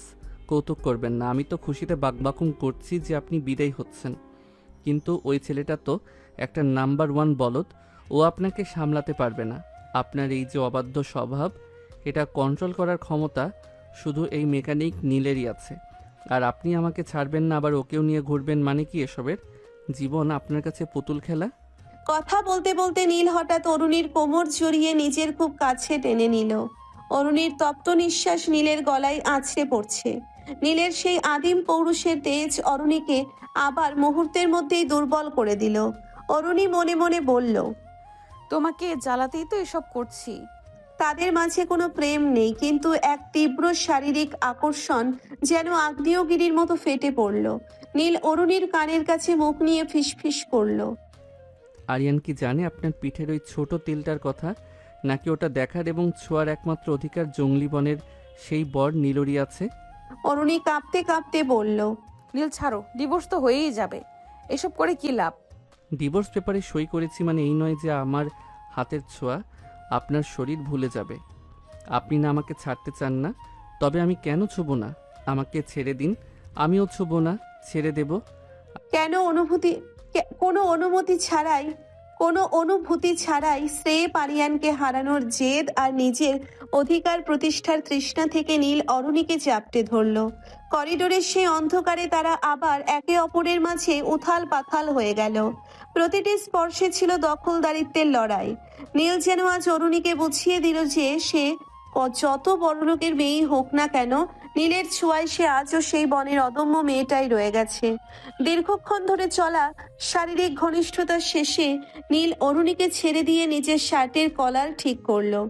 পরদিন সকালে অরুণী ক্লাসে এলো, কিন্তু তার চোখে মুখে কাল রাতের সেই রেশ স্পষ্ট। আরিয়ান আবার ফুল নিয়ে ক্যান্টিনের সামনে দাঁড়িয়েছিল। নীল পাশ দিয়ে যাওয়ার সময় আরিয়ানকে একটা জোরে ধাক্কা দিয়ে চলে গেল। আরে আরিয়ান ভাই, সাবধানে, আপনার হাত থেকে তো ফুলগুলো নর্দমায় পড়ে গেল। আসলে কি জানেন, কিছু ফুল শুধু বাগানেই সুন্দর লাগে, কারো হাতে গেলেই শুকিয়ে যায়। বিশেষ করে যে ফুল অলরেডি অন্য কেউ পেরে গন্ধ নিয়ে নিয়েছে, সেটা দিয়ে আর পূজা হয় না ভাই। আরিয়ান কিছু বুঝতে না পেরে বোকার মতো দাঁড়িয়ে রইল। অরুণী দূর থেকে নীলের দিকে তাকিয়ে একটা রহস্যময় হাসি দিল। সে বুঝতে পারছে নীল মুখে যতই ডিভোর্সের কথা বলুক, সে অরুণীকে এত সহজে অন্য কারো হাতে ছাড়বে না। অরুণী নীলের কাছে আসলো। নীলু, কাল বিকেলে আমাদের বাড়িতে এসো, ড্যাডি তোমাকে ডেকেছেন, ডিভোর্স পেপার নিয়ে ফাইনাল কথা হবে। যাবো আপু, তবে ড্যাডিকে বলবেন আমি ডিভোর্সের বদলে মুক্তিপণ হিসেবে ওনার মেয়েকে সারা জীবনের জন্য কিডন্যাপ করে রেখে দিতে পারি, একদম ফ্রি সার্ভিস। পুরো কলেজ স্তব্ধ হয়ে গেল নীলের এই দুঃসাহস দেখে। অরুণী হাসতে হাসতে অডিতে উঠে চলে গেল। সবাই কানাঘোষা করছে, এরা কি বয়ফ্রেন্ড গার্লফ্রেন্ড না হাজবেন্ড ওয়াইফ। কি বলে এরা এসব? কেন হবে না? আমাদের নীল কম নাকি? সত্যি কি ওদের মাঝে কিছু আছে? নীল মনে মনে হাসলো। ঝগড়া, পচানি আর এই বিচিত্র দৈহিক আকর্ষণের মাঝে জীবনটা আসলেও দারুণ অ্যাডভেঞ্চার হয়ে উঠেছে। চৌধুরী ভিলার বিশাল গেটের সামনে দাঁড়িয়ে নীল নিজের লাল শার্টের কলারটা একবার ঠিক করে নিল। পকেটে সেই ভাঁজ করা ডিভোর্স পেপার। নীল ভাবলো আজই সব শেষ, আজই মুক্তি। কিন্তু সে জানতো না চৌধুরী ভিলার অন্দর মহলে তার জন্য ডিভোর্সের বদলে এক বিশাল ফাঁদ পেতে রাখা হয়েছে। নীলকে ড্রয়িং রুমে বসিয়ে রাখা হয়েছে। অরুণীর বাবা চৌধুরী সাহেব গম্ভীর মুখে নীলকে দেখছেন। নীল, আমি তখন রেগে তোমার সাথে খারাপ আচরণ করছি আর শ্যুট করেছি। I am sorry. অর্ণি বলে যে তুমি নাকি খুব ভালো ছেলে, জঙ্গল থেকে ওকে উদ্ধার করছো। আরিয়ান আমাদের পার্টনারের ছেলে, ওর সাথে অর্ণির বিয়ে ঠিক। কিন্তু আরিয়ানের একটা সত্য, অন্যকে 1 মাস সংসারের সব কাজ শিখতে হবে। আর আমি চাই তুমি এখানেই থাকবে আমাদের গেস্ট হিসেবে, যাতে অন্য তোমার কাছ থেকে কিছু ভদ্রতা শিখতে পারে। সংসারের কাজ তোমার যে ভালো কে জানবে? তোমরা তো মধ্যবিত্ত, অন্যের তো মা নেই। নীল হাঁ করে তাকিয়ে রইল।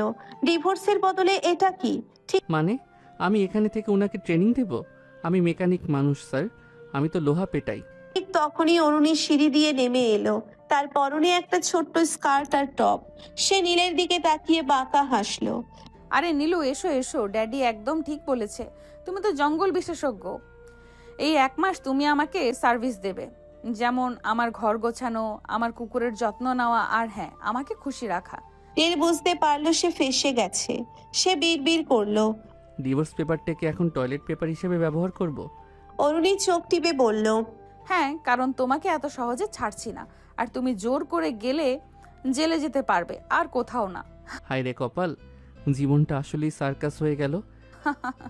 পরদিন সকাল থেকেই অরুণী তার রূপ দেখালো। সে নীলকে ডেকে পাঠালো তার বেডরুমে। নীলু, আমার কফিটা খুব তেতো হয়েছে, নাও নিজের হাতে মেকানিজ করে একটা মিষ্টি কফি বানিয়ে আনো।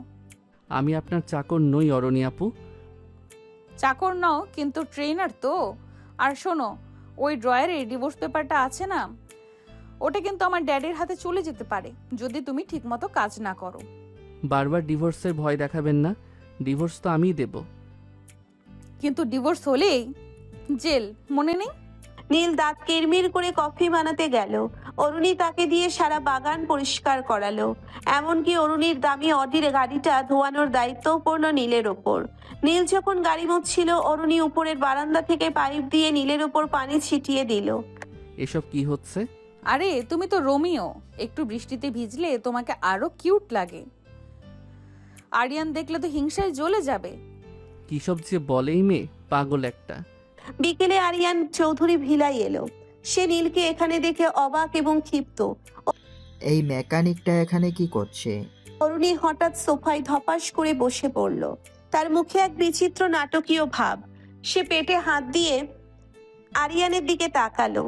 আরিয়ান, আমাদের বিয়েটা মনে হয় হবে না। আমি একটা রিপোর্ট পেয়েছি, আসলে I think I am pregnant. পুরো ঘরে যেন বজ্রপাত হলো। আরিয়ান স্থবির হয়ে গেল। চৌধুরী সাহেব চশমা খুলে ফেললেন। আর নীলের হাতের পানির গ্লাস ফ্লোরে পড়ে চূর্ণ বিচূর্ণ হয়ে গেল। প্রেগনেন্ট? কি বলছেন এসব? কার বাচ্চা? অরুণী নীলের দিকে আঙ্গুল তুলে, জঙ্গলে সেই রাতের কথা ভুলে গেলে নীলু? কুড়ে ঘরের সেই বাসর? আমি তো তোমার জন্য আরিয়ানকে ধোকা দিতে পারছি না। আরিয়ান চিৎকার করে উঠল, দিস ইজ ডিসগাস্টিং। অরণি, তুমি এই নোংরা মেকানিকের বাচ্চার মা হতে চলেছ? সি, আমি এই বিয়ে ভেঙে দিলাম। আরিয়ান ঝড়ের বেগে ঘর থেকে বেরিয়ে গেল। চৌধুরী সাহেবও রাগে কাঁপতে কাঁপতে নিজের ঘরে চলে গেলেন। নীল তখন ঘামছে। সে অরুণীর সামনে গিয়ে থরথর করে কাঁপতে লাগলো। আপনি কি পাগল? এসব কি বললেন? বনের সেই রাতে তো আপনি বলেছিলেন আপনার কোনো অনুভূতি নেই। এখন আপনি আমাকে জেলের ভাত খাওয়াবেন? সত্যি কি বাচ্চা আছে? অরুণী হঠাৎ খিলখিল করে হাসতে শুরু করলো। সে ব্যাগ থেকে একটা কাগজ বের করে নীলের মুখের সামনে ধরলো। শান্ত হও বাবা, এটা দেখো। নীল দেখলো ওটা একটা রিপোর্ট, কিন্তু হাতে লেখা গ্যাস্ট্রাইটিস অ্যান্ড অ্যাসিডিটি। বোকা, ওটা ছিল গ্যাস্ট্রিকের রিপোর্ট। আরিয়ানকে তাড়ানোর জন্য এটাই সেরা উপায় ছিল। এখন আরিয়ান বিদায় আর তুমি আমার খাঁচায় আটকা। ওকে এমনিও আমার পছন্দ না, শুধুমাত্র তোমাকে জেলাস করতে সব নাটক। হায় আল্লাহ, এই মেয়ে তো বড় ডাকাত। অরুণী গান গাইতে গাইতে চলে যায়। রাত তখন 12টা। গেস্ট হাউসে নীল বিছানায় শুয়ে ছটফট করছে। তার মাথায় শুধু অরুণীর ওই নাটকের কথা ঘুরছে। হঠাৎ দরজায় টোকা পড়ল। নীল দরজা খুলতেই দেখলো অরুণী দাঁড়িয়ে আছে। তার পরনে একটা পাতলা সিল্কের নাইট গাউন, যা দিয়ে তার শরীরের প্রতিটি ভাঁজ স্পষ্ট বোঝা যাচ্ছে। আবার কি নাটক করতে এসেছেন রাত দুপুরে এখানে কেন? অরুণী ভেতরে ঢুকে দরজা লক করে দিল। কেন, বউ কি বরের কাছে আসতে পারে না? আর তো সবাই জানে আমি তোমার বাচ্চার মা হতে চলেছি, তো নাটকটা কেন একটু রিয়েল করে নিচ্ছি না আমরা? নীল পিছিয়ে গেল। অরণি আপু, আপনি সীমা ছাড়িয়ে যাচ্ছেন। অরুণী নীলের বুকের ওপর হাত রেখে বলে, সীমা তো আমরা বনেই পার করেছি নীল। এখন এই বিছানায় সেই জঙ্গলি স্মৃতিগুলো আবার জ্বালিয়ে নিলে কেমন হয়? নীল আর নিজেকে ধরে রাখতে পারল না। অরুণীর সেই মোহময় পারফিউমের গন্ধ আর তার শরীরের উষ্ণতা নীলের সমস্ত প্রতিরোধ ভেঙে দিল। সে অরুণীকে পাঁচা কোলা করে বিছানায় শুইয়ে দিল। কোনো ডিভোর্স নয়, কোনো পচানি নয়, সেই রাতে শুধু ছিল একে অপরের শরীরের তীব্র ক্ষুধা। অন্ধকার ঘরে তাদের দীর্ঘশ্বাস আর অরুণীর অস্ফুট আর্তনাদ মিলেমিশে একাকার হয়ে গেল। নীল যেন আজ অরুণীকে বুঝিয়ে দিল সে মেকানিক হতে পারে, কিন্তু অরুণীর শরীরের প্রতিটি ইঞ্চিতে তার নাম লেখা হয়ে গেছে। অরুণীও পাগলের মতো নীলকে চাপটে ধরল। জেদ, রাগ আর অহংকার ধুয়ে মুছে তারা এক বিস্তারিত শারীরিক খেলায় মেতে উঠল, যা ভোরের আলো ফোটা পর্যন্ত চলল। ভোরে অরুণী যখন চুপি চুপি নীলের ঘর থেকে বের হতে যাচ্ছিল, নীল তাকে পেছন থেকে ডাকলো। অরণি, প্রেগনেন্সি নাটক তো করলেন, কিন্তু এখন ড্যাডিকে কি বলবেন? বলত মেকানিক জামাই খুব ভালো সার্ভিস দিচ্ছে। আর শোনো নীলু, কাল কলেজে কিন্তু আবার সেই জুনিয়র সাজতে হবে। কেউ যেন না জানে চৌধুরী ভিলার জামাই রাতে গেস্ট হাউসে কি ডিউটি করে। নীল একটা দীর্ঘশ্বাস ফেললো। সে বুঝতে পারলো এই সিনিয়র বউ আর এই বিচিত্র বিয়ে থেকে তার মুক্তি নেই। সে ডিভোর্স পেপারটা নিয়ে আগুন ধরিয়ে দিল। এই নিষিদ্ধ সম্পর্কের টান তাদের সারা জীবনের জন্য এক সুতোয় বেঁধে ফেলেছে। চৌধুরী ভিলার সেই রুদ্ধশ্বাস নাটক আর প্রেগনেন্সির ভুয়া রিপোর্টের পর নীল ভেবেছিল জীবনটা বোধহয় একটু শান্ত হবে। কিন্তু অরুণী চৌধুরী যার জীবনে আছে তার কপালে শান্তি যে নেই, সেটা নীল হাড় হাড় করে টের পাচ্ছিল। কলেজের বার্ষিক বনভোজন বা পিকনিকের ঘোষণা আসতেই নীলের বুকটা ছ্যাদ করে উঠল। কারণ জঙ্গল আর নির্জনতা মানেই অরুণীর নতুন কোনো ফন্দি। সকালবেলা কলেজের 3টি বিশাল বাস পাহাড়ি এলাকার উদ্দেশ্যে রওনা দিল।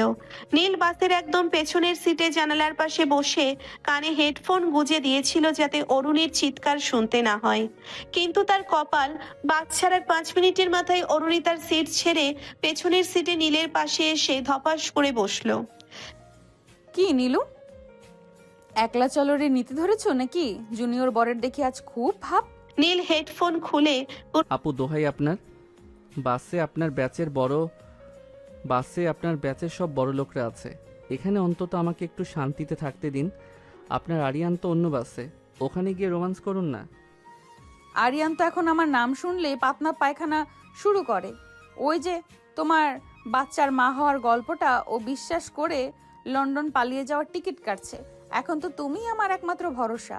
চুপ করুন, কেউ শুনে ফেললে আমার ক্যারিয়ার শেষ। আপনার তো ড্যাডি আছে, আমার শুধু লোহা লক্কর আছে।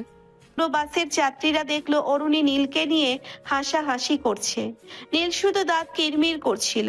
পাহাড়ের আঁকাবাঁকা পথে বাস যখন উপরে উঠছিল, অরুণী ইচ্ছে করে নীলের উপর ঢলে পড়ছিল। উফ নীলু, পাহাড় দেখে আমার কেমন জানি বোনের সেই রাতের কথা মনে পড়ছে। আর তোমার কি মনে পড়ছে না? আমার শুধু মনে পড়ছে আপনার ওই পচা ডিভোর্স পেপারটার কথা। সুযোগ পেলেই আমি ওটা আবার প্রিন্ট করব। অত সোজা না। হ্যাঁ, বনভোজনের স্পটে পৌঁছানোর পর সবাই যখন গান বাজনা আর রান্নায় ব্যস্ত, অরুণী নীলকে ইশারায় ডাকলো। নীল, ওই ঝর্ণাটার ওপাশে একটা গুহা আছে শুনেছি, চলো দেখে আসি। একদম বুনো পরিবেশ। আমি যাব না, আপনার সাথে গেলেই আমি বিপদে পড়ি। কিন্তু অরুণী নাছোড় বান্দা, সে নীলের হাত ধরে টেনে বনের গভীরে নিয়ে গেল। পাহাড়ের চড়াই উতরাই পার হতে হতে হঠাৎ আবহাওয়া খারাপ হয়ে গেল। ঘন কুয়াশায় ঘন কুয়াশার বৃষ্টি নামলো পাহাড়ে। পাহাড়ের ঢাল বেয়ে নামতে গিয়ে অরুণীর বাবা পিছলে গেল। নীল তাকে ধরতে গিয়ে দুজনে গড়াতে গড়াতে একটা গভীর পাহাড়ের খাঁজে গিয়ে পড়ল। জায়গাটা একদম নির্জন, উপরে খাড়া পাহাড়, নিচে ঘন জঙ্গল। বের হওয়ার রাস্তা কুয়াশায় ঢাকা। হলো তো, আবার সেই জঙ্গল, আবার সেই আপনি। আপনার জন্য তো আমার কপালে জঙ্গলই লেখা আছে। এবার কি এখানেও জঙ্গলি সর্দার আসবে বিয়ে দিতে? অরুণী মাটি ঝাড়তে ঝাড়তে বলল, আরে নীলু, প্যান প্যান করো না তো। দেখো জায়গাটা কত জোস, আর জঙ্গলি সর্দার লাগবে কেন? আমাদের তো অলরেডি বাসর হয়েই গেছে, এখন জাস্ট রিক্যাপ হবে। বৃষ্টি থামার কোনো লক্ষণ নেই। পাহাড়ের খাঁজে একটা ছোট পাথরের ছাউনি পাওয়া গেল।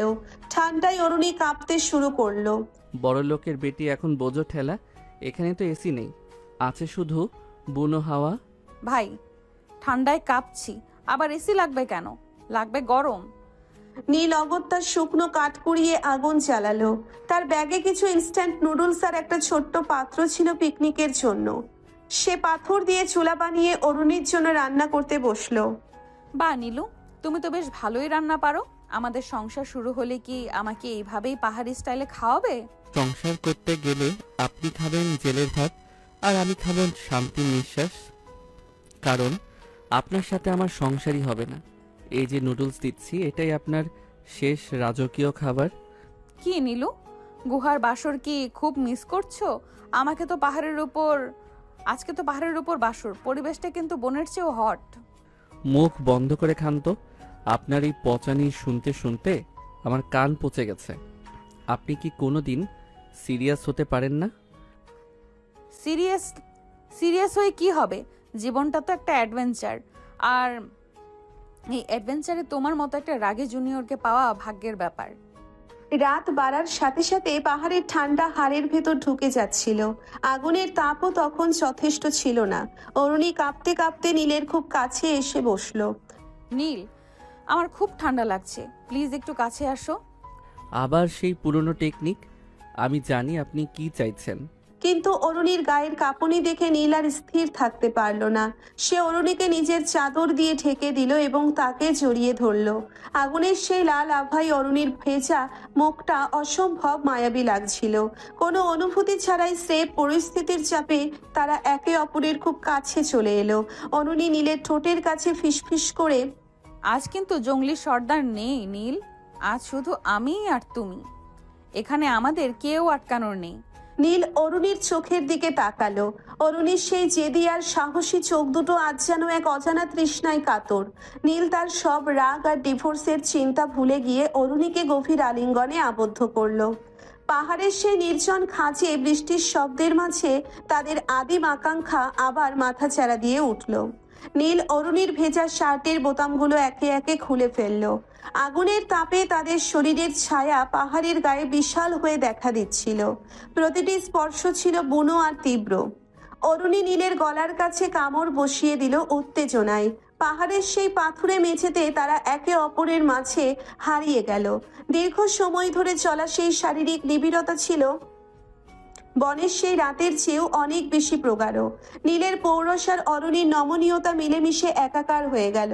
কামনার সেই চরম শিখরে পৌঁছে তারা দুজনেই পাহাড়ের নিস্তব্ধতাকে চূর্ণ বিচূর্ণ করে দিল। তাদের মিলিত শরীরের ঘাম আর বৃষ্টির পানি মিলে এক অদ্ভুত গন্ধ তৈরি করলো, যা শুধু সেই নির্জন পাহাড়ি সাক্ষী হয়ে রইল। পরদিন সকালে যখন কুয়াশা কাটলো, অরুণীর বাবার হেলিকপ্টার পাহাড়ের ওপর দিয়ে চক্কর দিচ্ছিল। নীল আর অরুণী যখন উদ্ধার হলো, তারা দেখলো নিচে পুরো কলেজ আর চৌধুরী সাহেব দাঁড়িয়ে আছেন। নীল ভাবলো এবার নির্ঘাত শেষ, কিন্তু অরুণী তার বাবার সামনে গিয়ে নীলের হাতটা শক্ত করে ধরলো।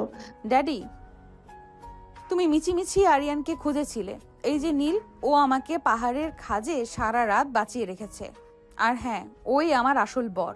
তোমার ওই ডিভোর্স পেপারটা আমি পাহাড় থেকে ছুঁড়ে ফেলে দিয়েছি। চৌধুরী সাহেব থমকে দাঁড়িয়ে গেলেন। কলেজের ছাত্রছাত্রীরা হাঁ করে তাকিয়ে রইল। নীল মনে মনে ভাবলো, এই মেয়ে তো আমাকে সারা জীবনের জন্য জঙ্গল বন্দি করে ফেললো। নীল অরুণীর দিকে তাকিয়ে বিড়বিড় করে বলল, আপনি আসলেও একটা আপদ। অরুণী মুচকি হেসে বলল, আর তুমি সেই আপদের একমাত্র ঔষধ নীলু। পাহাড়ে সেই রাত আর অরুণীর এই সাহসী ঘোষণা নীল আর অরুণীর জীবনকে যেন এক নতুন ঠিকানায় পৌঁছে দিল, যেখানে ঝগড়া থাকবে, ঝামেলা থাকবে, কিন্তু বিচ্ছেদ আর কখনোই আসবে না। পাহাড় থেকে ফেরার পর কলেজের পুরো পরিবেশ পাল্টে গেছে। চৌধুরী সাহেবের হেলিকপ্টারে করে নীল আর অরুণীর নামার সেই দৃশ্য এখন ক্যাম্পাসের ভাইরাল ভিডিও। অরুণী সবার সামনে ঘোষণা করে দিয়েছে নীল তার বর, কিন্তু নীল সেটাকে স্রেফ বিপদে বাঁচার নাটক বলে এড়িয়ে চলেছে। তবে আসল খেলা শুরু হলো তখন যখন জেদি আর অহংকারী অরুণী চৌধুরী সত্যিই নীলের জন্য পাগলামি শুরু করলো। কারণ নীল তো আর তাকে মানে না। সকালবেলা নীল তার পুরনো ভাঙাচোরা মেসে বসে বাইকের ইঞ্জিন সারাচ্ছিল, পরনে ময়লা গেঞ্জি, হাতে মোবিল মাখা। হঠাৎ মেসের সামনে একটা ধবধবে সাদা অডি এসে থামলো। অরুণী গাড়ি থেকে নামলো, তার হাতে টিফিন ক্যারিয়ার। আবার কেন এসেছেন? এখন কি আমার মেসটাও কিনে নিতে চান? অরুণী মাটির ওপর হাঁটু গেড়ে বসে। নীলু, তুমি সকালে না খেয়ে কলেজে চলে যাও, তাই আমি নিজের হাতে পরোটা আর ডিম ভাজি করে এনেছি, চলো খেয়ে নাও। নিজের হাতে? চৌধুরী ভিলার রাজকন্যা আটা মাখতে জানে? ওসব নাটককে ভালোবাসা আরিয়ানের জন্য জমিয়ে রাখুন। আমি মেকানিক মানুষ, রাস্তার ধারের চা বিস্কুটই আমার জন্য ভালো। আপনার এই দামি পরোটা আমার পেটে সইবে না। অরুণী দমে যাওয়ার পাত্রী নয়। সে জোর করে নীলের মুখে পরোটা তুলে দেওয়ার চেষ্টা করলো। নীল অরুণীর হাতের ঝটকা দিয়ে সরিয়ে দিল। শুনুন অরণি আপু, আপনি আমার সিনিয়র, তার উপর কোটিপতির মেয়ে। আমাদের বনের ওই রাত বা পাহাড়ের ওই সময়টা ছিল স্রেফ বেঁচে থাকার লড়াই। ওটাকে প্রেম ভেবে বসবেন না। আমি আপনার স্ট্যাটাসের সাথে মানাই না, আর মানাতেও চাই না। যা হয়েছে ভুলে যান। অরুণীর চোখে জল চলে এলো, কিন্তু সে সেটা আড়াল করে হাসলো। জেদ তোমার ভালোই নীলু, কিন্তু আমার জেদ তোমার চেয়েও বেশি। আজ না মানলেও একদিন মানবে তুমি আমার। আমি হাল ছাড়বো না। যান যান, আমরা মধ্যবিত্তরা আপনার হাতের মোয়ানা। আসছে। কলেজে তখন অরুণী চৌধুরীর নতুন রূপ দেখলো সবাই। যে মেয়ে ক্লাসে আসতো না, সে এখন নীলের ক্লাসের বাইরে দাঁড়িয়ে থাকে। নীল ক্যান্টিনে গেলে সে আগে গিয়ে টেবিল পরিষ্কার করে রাখে। দোস্ত, অরণি আপু তো তোর জন্য পুরো পাগল। উনি আজ তোর জন্য ল্যাপটপ নিয়ে এসেছেন, কারণ তোরটা নাকি ভেঙে গেছে। নীল ক্যান্টিনে গিয়ে দেখলো অরুণী তার বন্ধুদের মাঝে বসে আছে। এসব কি অরণি আপু? আমি কি ভিক্ষুক যে আপনি আমাকে ল্যাপটপ দান করছেন? এটা দান নয় নীলু, এটা গিফট। তুমি পড়াশোনা করবে। আপনার ওই টাকাওয়ালা দম্ভটা পকেটে রাখুন। আমি গরিব হতে পারি, কিন্তু অন্যের দয়ায় চলার মতো ছোটলোক হইনি। আর শোনো, আমাকে নীলু বলে ডাকবে না। আমি তোমার চাকর নই।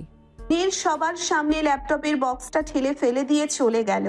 অরুণী অপমানে লাল হয়ে গেল, কিন্তু সে হাল ছাড়লো না। সে বুঝতে পারলো নীল তাকে বড়লোক আর জেদি মনে করে ঘৃণা করছে।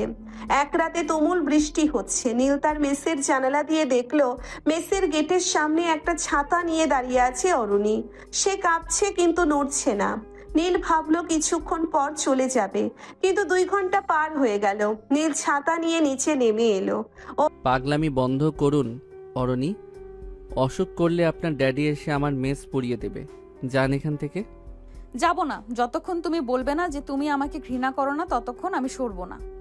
ঘৃণা করি না, কিন্তু আপনাকে পাত্তা দেওয়ার মতো সময়ও আমার নেই। আপনার জগৎ আর আমার জগৎ আলাদা।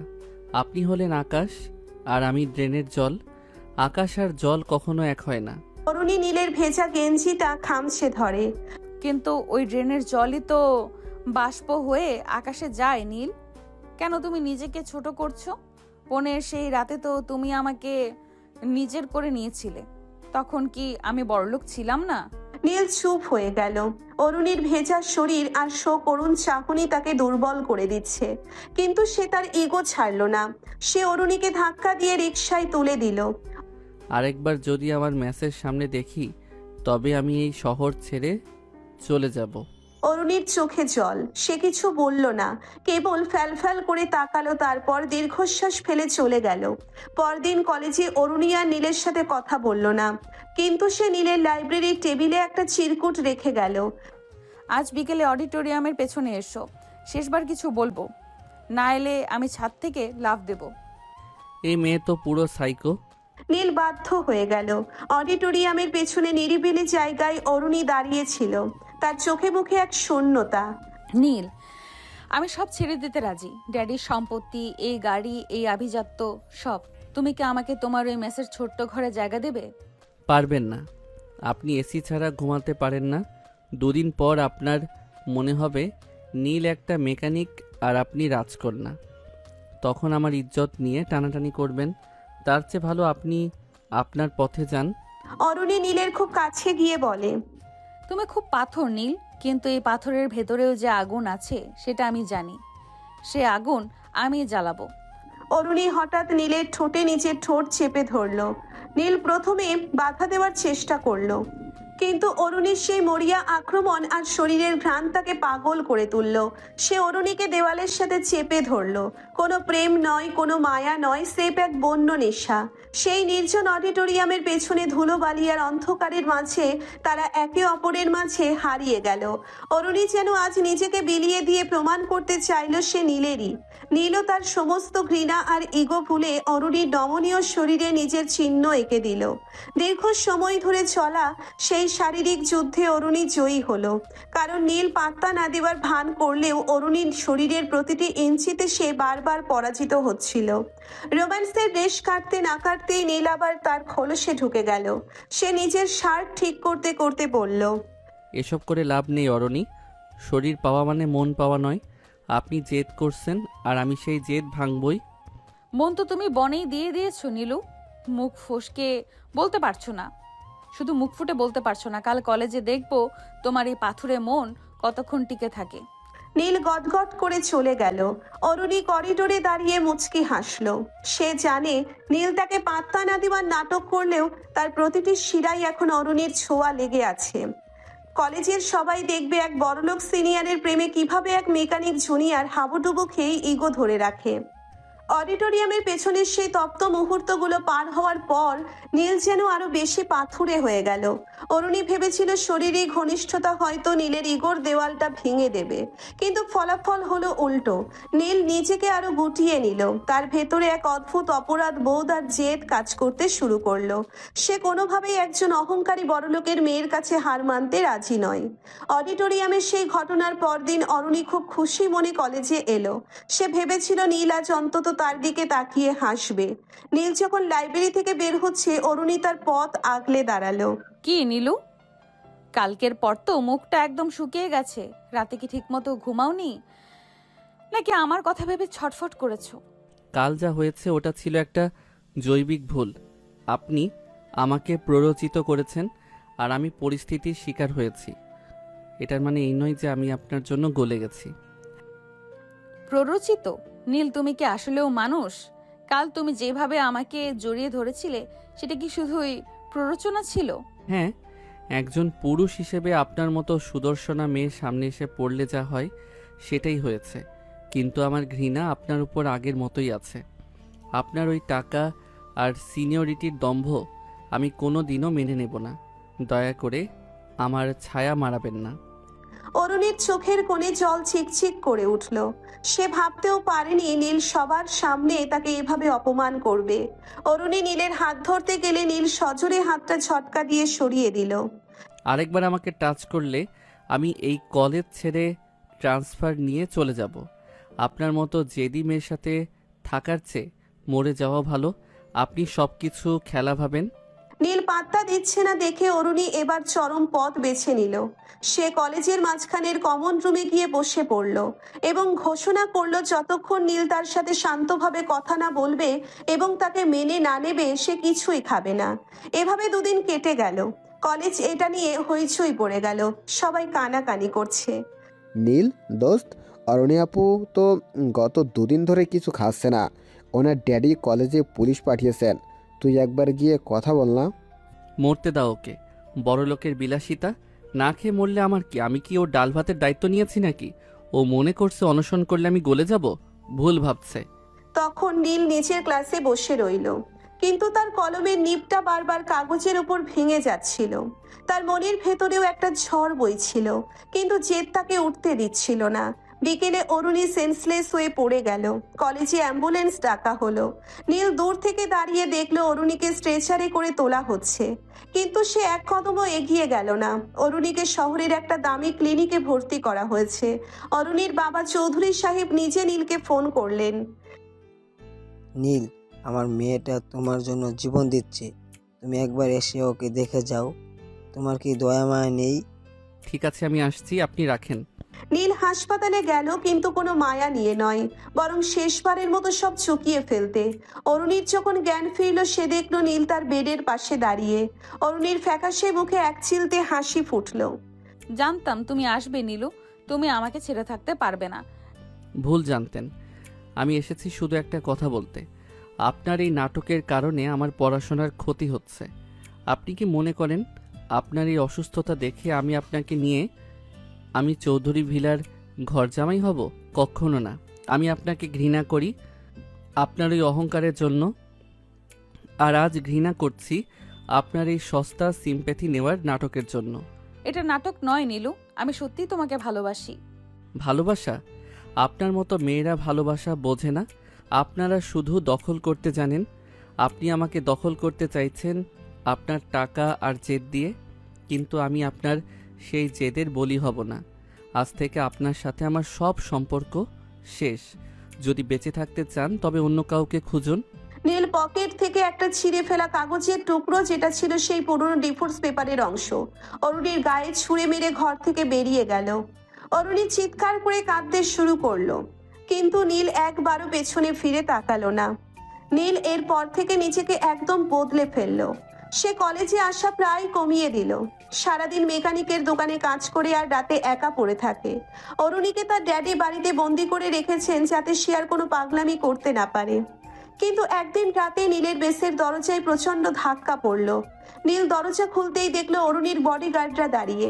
তারা নীলকে জোর করে তুলে নিয়ে গেল চৌধুরী ভিলার এক নির্জন গুদাম ঘরে। সেখানে অরুণী বসেছিল, তার হাতে একটা চাবুক। নীল, তুমি বলেছিলে আমি তোমাকে দখল করতে পারবো না। এখন দেখো তুমি আমার খাঁচায়। আমি সব ছেড়ে দিয়েছি, কিন্তু তোমাকে ছাড়িনি। চাবুক মারবেন? মারুন, তাতেও আমার মন পাবেন না। অরুণী হঠাৎ চাবুকটা ফেলে দিয়ে নীলের পায়ে লুটিয়ে পড়ল। আমি হার মেনেছি নীল। আমি আর বড়লোক নই, আমি আর তোমার সিনিয়র নই। আমি শুধু তোমার সেই অরুণী, যাকে তুমি বনের গুহায় প্রথমবার আদর করেছিলে। প্রথমবার আমাকে ওভাবে, প্লিজ আমাকে এভাবে দূরে সরিয়ে দিও না। অরুণীকে এত অপমান, এত কিছু বলার পরও সে যখন এভাবে কাতর কণ্ঠে অনুরোধ করছে, তখন নীলের চোখের কোণ এবার ভিজে এলো। কিন্তু সে তার জেদ ধরে রাখলো। সে অরুণীকে টেনে তুললো এবং সজোরে নিজের দেওয়ালের সাথে চেপে ধরলো। আপনার এই নতি শিকারও আমার কাছে একটা চাল মনে হয় অরণি। আপনি আমাকে পঙ্গু করে দিতে চাইছেন আপনার মায়া দিয়ে, কিন্তু আমি ভাঙবো না। নীল আবার অরুণীকে আক্রমণাত্মকভাবে চুম্বন করলো, কিন্তু সেই চুম্বনে কোনো ভালোবাসা ছিল না, ছিল কেবল জেদ আর আক্রোশ। অরুণীও সেই আক্রোশকে আলিঙ্গন করে দিল। কিনাতে নীল অরুণীকে মেঝেতে ফেলে রেখে বেরিয়ে গেল। শরীরটা আপনার দিয়ে দিলেন, কিন্তু মনটা আমার কাছেই রইল। ভালো থাকবেন অরণি চৌধুরী। নীল চলে যাওয়ার পর অরুণী মেঝেতে পড়ে একা হাসতে লাগলো। সে জানে নীল তাকে যতবার দূরে সরাবে, ততবারই সে নীলের আরো গভীরে ঢুকে যাবে। এই অসম লড়াইয়ের শেষ কোথায় তা হয়তো নিয়তেই জানে না। অরুণী চৌধুরীর জেদ আগুনের মতো, যা নিজেকে পুড়িয়ে ছারখার করে দিতেও দ্বিধা করে না। নীলের পাথুরে অবহেলা সহ্য করতে না পেরে অরুণী চূড়ান্ত সিদ্ধান্ত নিয়ে নিল, সে আরিয়ানকেই বিয়ে করবে। চৌধুরী ভিলা জুড়ে এখন উৎসবের সাজ, কিন্তু সেই আলোর নিচে জমাট বেঁধে আছে একরাশ হাহাকার। নীল তার স্যাঁতসেঁতে মেসের ঘরে একা বসে আছে।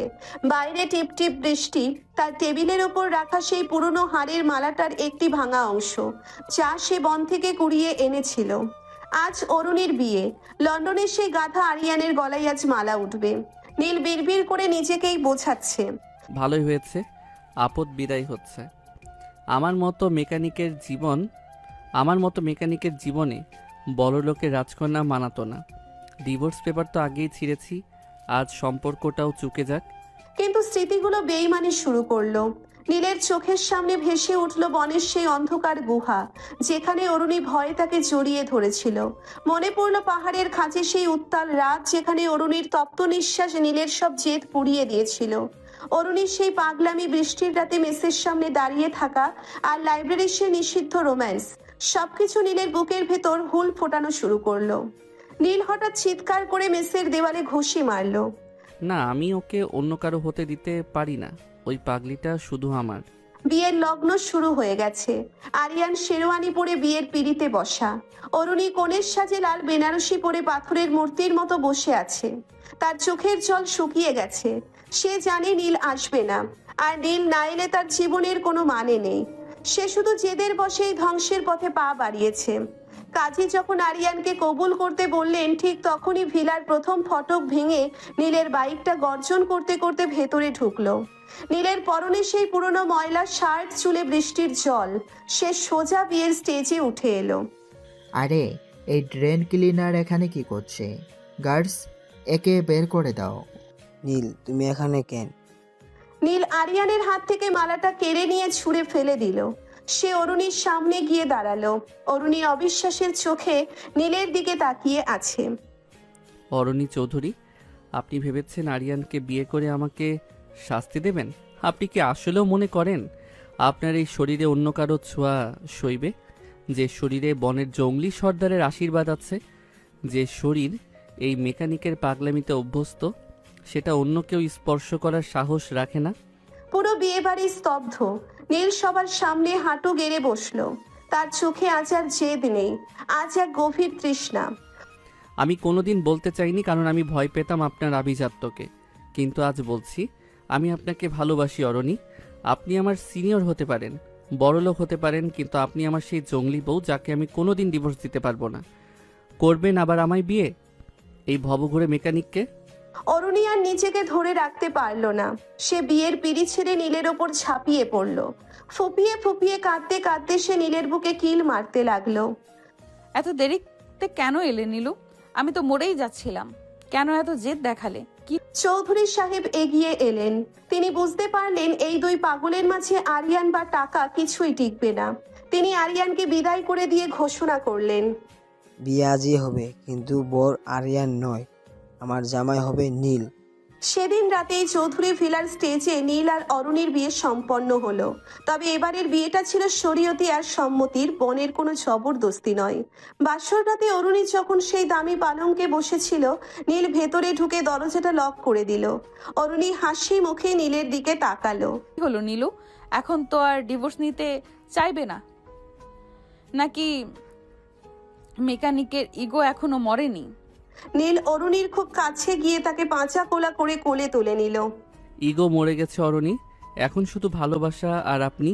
তবে মনে রাখবেন, আমি কিন্তু সেই বুনো নীলই আছি। আজ রাতে কিন্তু কোনো এসি কাজ করবে না। অরুণী নীলের গলায় ঝুলে পড়ে কানে ফিসফিস করলো, আমি তো সারা জীবনের জন্য তোমার ওই জঙ্গলি গুহায় বন্দি হতেই চাই নীলু। চাঁদের আলোয় চৌধুরী ভিলার সেই ঘরে শুরু হলো এক নতুন ইতিহাস। ঝগড়া, অশান্তি আর জেদের দেওয়াল ভেঙে নীল আর অরুণী একে অপরের মাঝে এমনভাবে বিলীন হয়ে গেল যেন তারা আদিম সেই অরণ্যেরই দুই চিরন্তন পথিক। তাদের এই অসম প্রেম আর পাগলামি কলেজের করিডর থেকে জীবনের শেষ সীমানা পর্যন্ত এক অমর গল্প হয়ে রয়ে গেল।